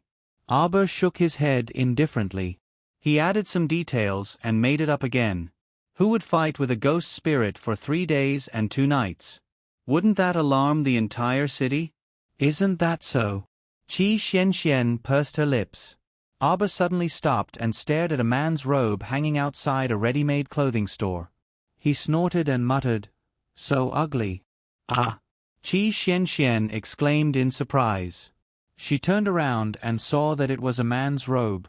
A blooming green lotus was embroidered on the cuffs and corners of the robe. It looked quite exquisite. "Isn't it pretty?" Qi Xianxian saw a tall young man trying on this robe. Abba pursed his lips and said, "It's so ugly. It's not even 1/10 as good as my embroidery." "Huh?" Qi Xianxian looked at Abba strangely and said, "Jojo, you're even learning embroidery.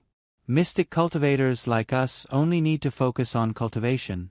How do you have the spare time to learn embroidery? Why don't you embroider a pouch for me next time?" Qi Xianxian said with a grin. "No." Abba shook his head. "I'll only embroider a lotus pouch for my lotus." Why did this sentence, "My little hands only embroider for my husband," sound so ear-piercing? Why did she suddenly feel like her heart was being pricked? Qi Xuanxuan's heart ached, and she reached out to press her chest. Later on, she found out how beautiful Jojo's lotus embroidery was. She just couldn't understand where this little fellow got his confidence from. He actually said that the lotus embroidery of a ready-made clothing store wasn't even 1/10 as good as his. Just how arrogant was he? Only Prince Emo liked to wear the crooked emolien embroidered by Jojo, showing off everywhere. It was so funny, but he was good-looking.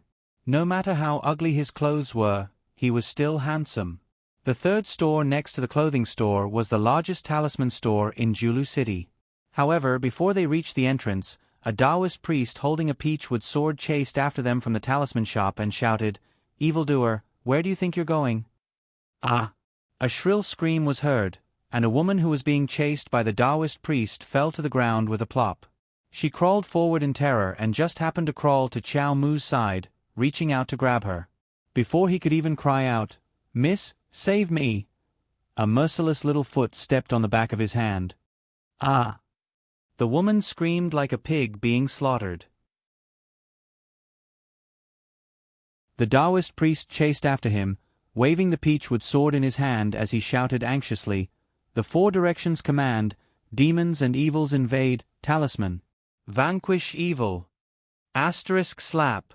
The yellow talisman was stuck on the back of the woman's head, and it fluttered in the wind. Arbor blinked, then blinked again. This talisman obviously didn't have any talisman power. It was a fake talisman. When she turned her head and saw the Taoist priest in front of her, her eyes widened, and she shouted with a face full of shock, "It's you." The Taoist priest cupped his hands and smiled at her. "Miss, don't panic. Ghost spirit has been subdued by me.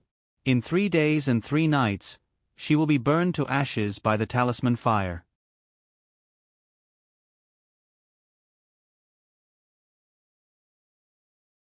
Chapter 1585. "You don't recognize me?" Arbor sized him up and said expressionlessly, "I haven't seen you for several years, but you've put on quite a bit of weight." The Taoist priest was baffled. After carefully sizing up Arbor, he shook his head and said, "This humble Taoist doesn't recognize you. Do you still remember Kwoto Village's little fatty Zhou? 4 directions command, demons and evils disperse. Evils, quickly submit." Arbor extended 2 fingers and expressionlessly gestured in front of the Taoist priest, pretending that she was swinging her peachwood sword. The Taoist priest immediately widened his eyes in disbelief. You. The ghosts and monsters here are truly too fierce. Little friend, you'd better hurry and run. This humble Taoist won't earn those 100 taels of silver." Arbor was still expressionless. But the Taoist priest suddenly jumped up. "You're from Kwoto Village." Arbor swept him a glance. "I didn't expect that you were a fake who pretended to be mysterious." The Taoist priest pounced over, wanting to cover Arbor's small mouth, but she dodged him. The Taoist priest smiled embarrassedly at her. Aya, little friend, it's a joyous occasion for us to meet an old friend in a foreign land. How about this? This humble Taoist will treat you to a meal at a restaurant today. How about it?" Arbor couldn't help but find it funny. Then she thought about how this Taoist priest might have pretended to be mysterious in Kwoto Village, but he had never harmed anyone in the end, so she dropped the matter. Arbor shook her head and said, "I won't disturb your business anymore." She glanced at a middle-aged couple walking out of the talisman shop from the corner of her eye. Then she walked around the Taoist priest and walked into the talisman shop. She came today specifically to find out about the prices of talismans in the 6 prefectures. Next time, if she didn't have enough spirit coins, she could also draw talismans to earn money. "Mrs., this way please." When the shop assistant saw that Arbor's clothes were out of the ordinary, he hurriedly welcomed them with a smile and led them into the shop. "What kind of talismans do you want to buy?" Recently, this humble shop received a small batch of fire spirit talismans. The fire spirit is powerful and can protect you from danger. Are the 2 misses interested? "Oh. How much are you selling this fire talisman for?" Arbor asked curiously. This batch of medium-level fire talismans is priced at 1,000 spirit coins each. Wow! 1,000 spirit coins. Chi Xuanxuan's mouth was slightly agape. What about the body-securing talisman and the peace talisman? An intermediate safety talisman costs 50 spirit coins each. As for the body-securing talisman, it costs 100 spirit coins each. Oh. My shop is honest with all customers. This is basically the current market price. If this batch of fire talismans were to be auctioned, the price would be even higher. Maybe it'll be around 1,100 or 1,200. Arbor nodded his small head. He turned his hand and a high-level blue fire spirit talisman appeared in his palm. How much can this sell for? The shop assistant's eyes immediately widened. He took a step back and bowed respectfully. Could it be that this young lady is a talisman master? You're not here to buy talismans, but to sell them? Yes. Arbor replied non-committally. Miss, please wait for a moment. I will immediately invite our talisman master over. After speaking, he hurriedly ran to invite the talisman master. When Xiao Mu turned her head, she saw Qi Xianxian glaring at her with round eyes. You're a talisman master? Yes, what's wrong? Heavens! What's with that calm expression of yours? Yesterday, they talked for so long about how powerful talisman masters were, but she wasn't moved at all.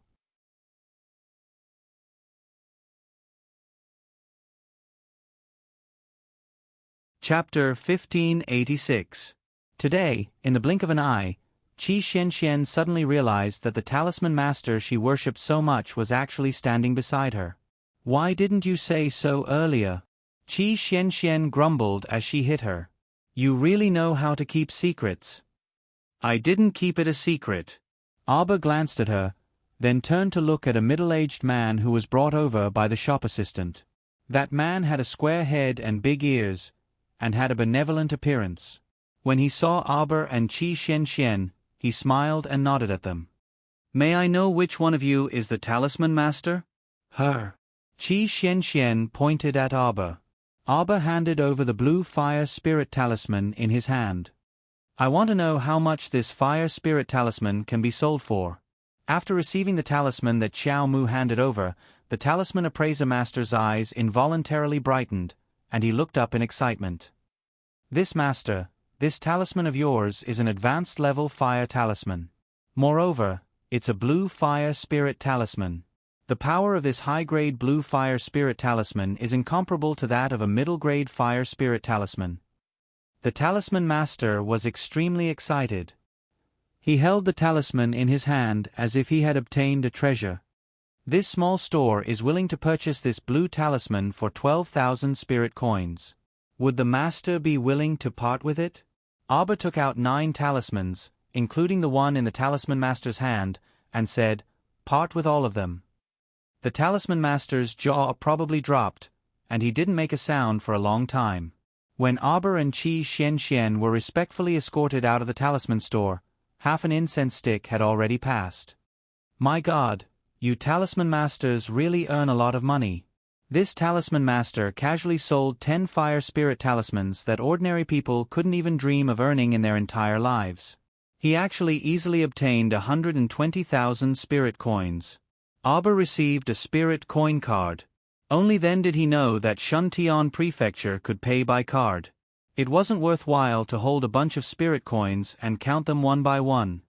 However, drawing these fire spirit talismans must have consumed a lot of mental energy and mystic energy. Qi Xianxian said, You must have spent a lot of time to draw these 10 fire spirit talismans. Why did you sell them all? You're not short of money now. It's good to keep a few for yourself. You want it? Arbor took out 10 fire spirit talismans and gave them to her. You can play with them. Qi Xianxian. What to do? He felt that he had befriended a tycoon through and through. Why does this feel so unreal? A certain child was so agitated that his footsteps were light. He followed Arbor dizzily and floated along. I think I just received a gift of 120,000 spirit coins. High-level blue talismans are no longer a challenge to me. I can draw about 2,000 high-grade blue talismans a night now. And they were all drawn with ebony. It was not that kind of talisman paper. She had already stopped using this talisman paper in battle. He still had a lot of talisman papers with him, and he had drawn a lot of them before. If he needed money in the future, he could use them to exchange for spirit coins. Auber, who was walking in front, suddenly stopped. Qi Xianxian bumped into his back. She rubbed her nose and raised her head to look at the Pill Guild signboard. "What's wrong? Do you want to buy pills? Then let's go in and take a look. There's a Pill Guild here too." Yes, from the upper 3 prefectures to the lower star domain, pill guilds and mystic cultivator guilds are everywhere. It's just that in the 6 prefectures, mystic cultivator guilds are called spirit cultivator guilds.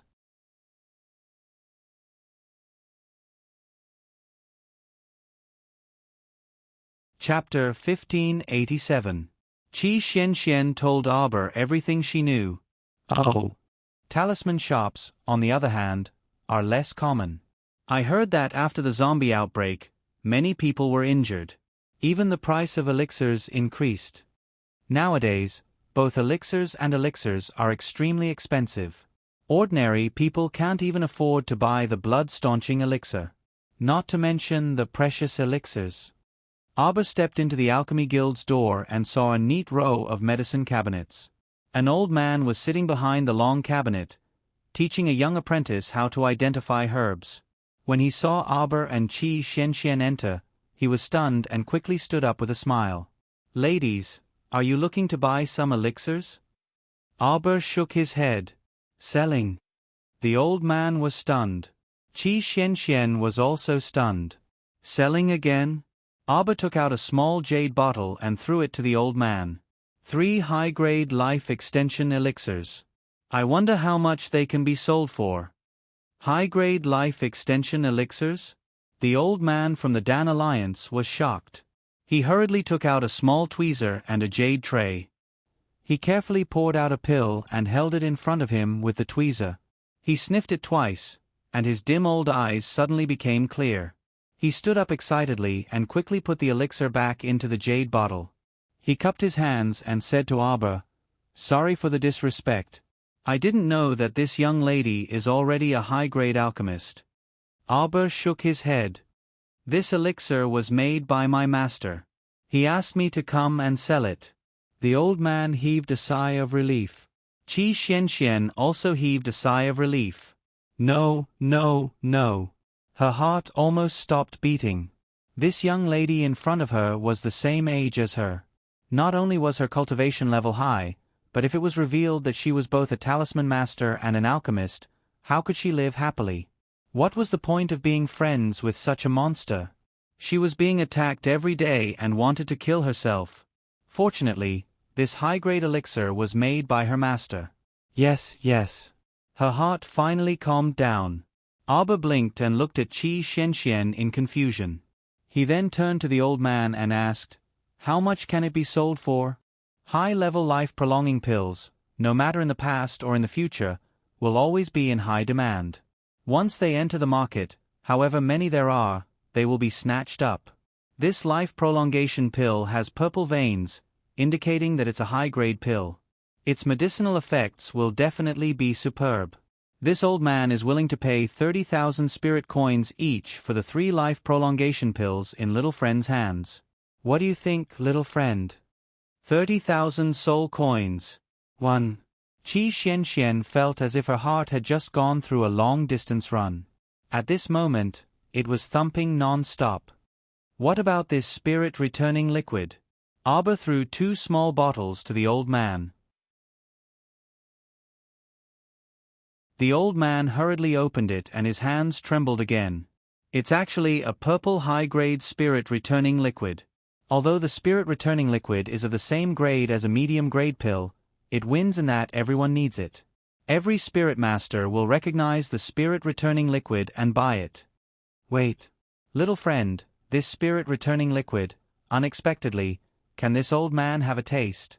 Go ahead. Auber waved his hand casually. The old man hurriedly poured out half a mouthful of the spirit-returning liquid and drank it. Immediately after, his whole body trembled. He looked at Auber in disbelief and said, the spirit returning liquid made by your master can actually recover 1/5 of one's spirit energy in a short period of time. This was completely different from the low-grade spirit returning liquid that could recover 1/10 of one's spirit energy.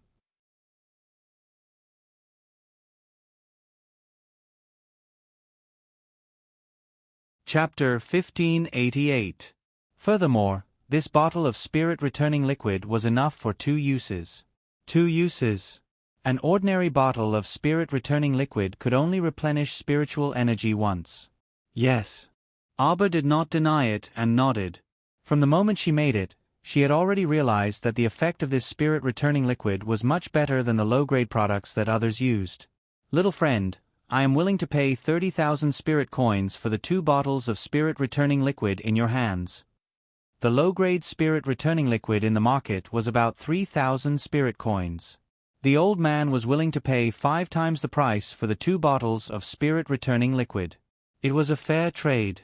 Abba nodded and was sent out of the door by the old man full of gratitude. After half an incense's time, Abba and Qi Xianxian walked out of the alchemy guild with another 120,000 spirit coins in their spirit coin card. Qi Xuanxuan's face was already numb. She felt that this rich friend of hers not only knew how to spend, but also how to earn money so easily. No wonder she did not feel the pinch when spending money. It was because money came quickly. Qi Xianxian had guessed wrongly this time. Abba did not feel the pinch when spending other people's money. That was why he paid so happily. With 240,000 spirit coins in his card and 290,000 spirit coins in his inner world, Abba did not have to worry that he would not have enough money to spend in the future. He walked towards the city gate. Qi Xianxian followed him expressionlessly. She might have been dreaming just now. After leaving the door, Miss Chow gave her a bottle of life-prolonging pill. There was 1 life-prolonging pill inside. Hee, she must have not woken up yet. This dream was 2F*King realistic. There was a tea stall at the city gate. Abba led Qi Xianxian to sit down and casually drank some herbal tea. They waited at the city gate for senior brother Situ and the rest. Logically speaking, with their strength, they should have arrived by now. She had already destroyed the arena at the entrance. They should not have encountered any danger. However, why had they not arrived yet? Not a single person had arrived. This situation did not seem right. Abba sat in front of the tea stall and frowned. Qi Xianxian saw this and hurriedly said, "Jojo, don't worry. Your senior brother Situ might have been delayed by something. Let's wait a little longer." Chao Mu hummed in agreement. Chao Mu waited with Qi Xianxian until nightfall before listlessly following Qi Xianxian back to the Joy Pavilion. The 2 of them stayed at the Joy Pavilion for a full 5 days, but Situ Yi and the others were still nowhere to be seen. Could it be that they went directly to another city? Is that why he went astray from you? Abba frowned as he looked at Qi Xianxian and muttered to himself, "Really? Yes." However, the registration for the Sun Moon Starry School was imminent. I think if they want to find you, they will definitely register. Maybe they will meet you in the Sunlight Academy. All right. Let's go to the Sunlight Academy's registration site. Abba nodded. Great. Then I'll go pack up and we'll leave right away. The Sunlight Academy's registration and assessment site was in Anka City. Let's take a flying eagle and get there before dark. How can a land whale be so fast? It has so many legs. Qi Xianxian pursed her lips and held her arm. We don't have to take the land whale. That's too expensive. Let's take a flying eagle this time. It'll be much cheaper. No, we'll just take the blue one. Qi Xianxian watched as she summoned a large green-blue bird and said in surprise, Isn't your mystic beast the little white snake?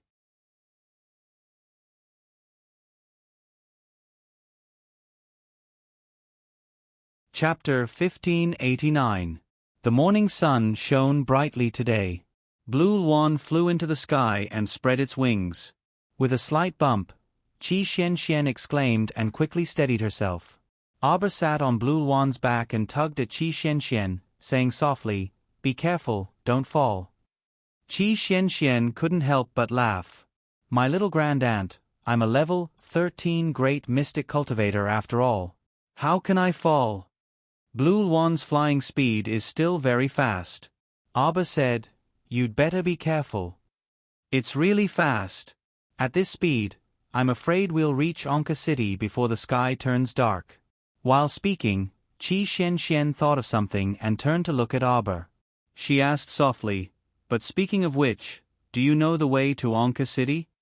I've never been to Anka City, how would I know the way? Abba looked at the sky, speechless. Qi Xian was speechless. All right then. If we really don't know the way, we'll come down and ask someone for directions. Qi Xian pursed her lips and suggested, is it really okay for you to be so unreliable? At first, she thought that the little fellow summoned Blue Luan because she knew the way. However, reality proved that this wasn't the case. She was overthinking everything. Blue Luan flew extremely fast in the sky and left Julu City far behind in the blink of an eye. The two people who had no sense of direction finally arrived at Anka City's gate when it was close to dusk. Midway, the two planned to come down and ask for directions, but when they got down, they realized that the city was filled with dust and sand and was completely deserted. There was no one to ask. After circling in the sky for a long time, they finally found this city. Qi Xian couldn't help but break out in cold sweat. Sigh. She really didn't expect Shuntian Prefecture to be so desolate and so far away from each other. It's simply incomparable to our Shaoxian nation's capital city. In our Shaoxian nation's capital city, it's overcrowded everywhere. Recalling the beautiful scenery of her hometown, Qi Xuan's face was filled with nostalgia. After the capital city built a fortification, basically everyone rushed to the capital city. It was so lively. Forget it, this is already a thing of the past. Jojo, do you think Anka City will ask us to pay the entrance fee again? Abba snorted. What do you think? Look at the line up in front, they must be charging the entrance fee. Speaking of which, between the various cities of Shuntian Prefecture, just the cost of entering the city was enough to earn a large sum of money. Not to mention that every foreign citizen who wanted to stay in the city temporarily had to pay spirit coins every day. Qi Xian puffed up her cheeks. The cities of Shuntian Prefecture are really a money-making business. Look at them, even the soldiers guarding the city are eating greedily. One look and you can tell that they aren't good people, Qi Xian muttered softly. Abba looked at her helplessly. All right, other people's business has nothing to do with us. Let's see how much we have to pay to enter the city. I feel like this Anka City is slightly bigger than Julu City.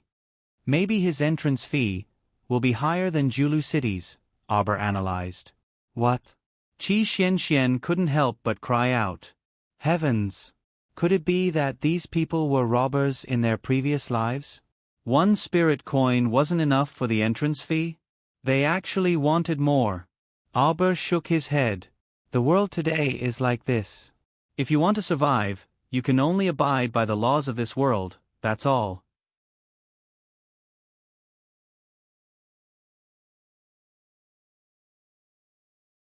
Chapter 1590. You can pass now. Next. The city guard bellowed and waved away an old man who was pushing a wheelbarrow like a fly. He urged him to enter the city quickly and not block the way. The old man's left leg was slightly lame and he stumbled as he walked. His movements were slightly slow. The soldier urged him a few times and his eyes were filled with impatience. After the old man entered the city, a middle-aged woman followed behind him and bowed to the city guard with a basket in her hand. I'm out of the city to do some small business. The woman smiled and said, I just left this morning. Can you waive my entrance fee? I just paid 2 spirit coins yesterday.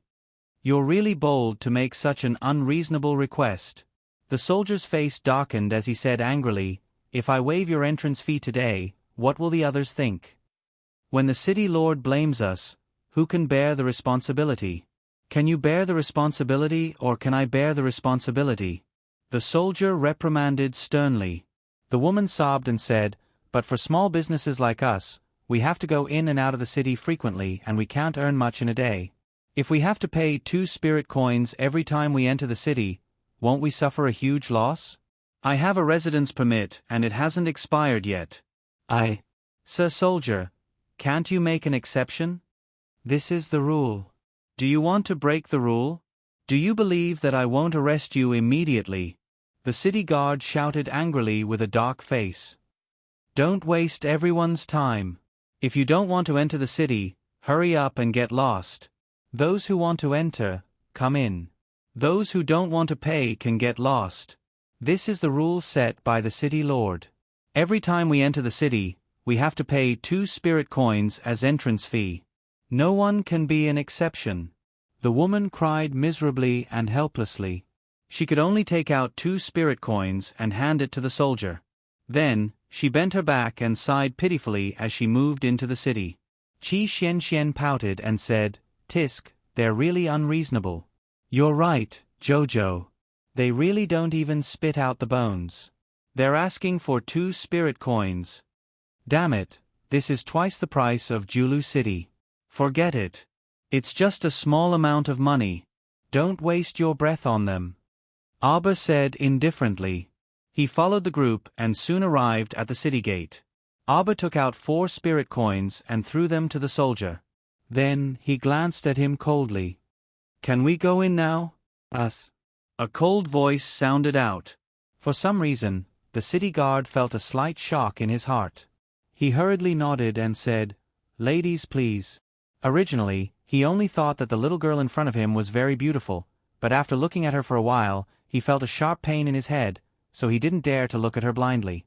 Wenka City was the largest city north of Shuntian Prefecture. Its architectural style was similar to that of Julu City. There were tall bunkers built with beige-colored stones everywhere. As soon as they entered the city, there was a wide official road. There were many small stalls on both sides of the road. Most of them were stalls selling small items. Every stall owner was trying their best to promote their products to the citizens who had just entered the city. There were very few people selling food. Occasionally, one would see someone selling fruits. Those were oranges or pears, but most of them had already turned black and rotted. It was obvious that they weren't fresh. How could this kind of thing possibly catch Xiao Mu's eye? You're tuning in to the Narrate and Escape YouTube channel. Don't forget to subscribe and join us on this journey to catch the most captivating stories.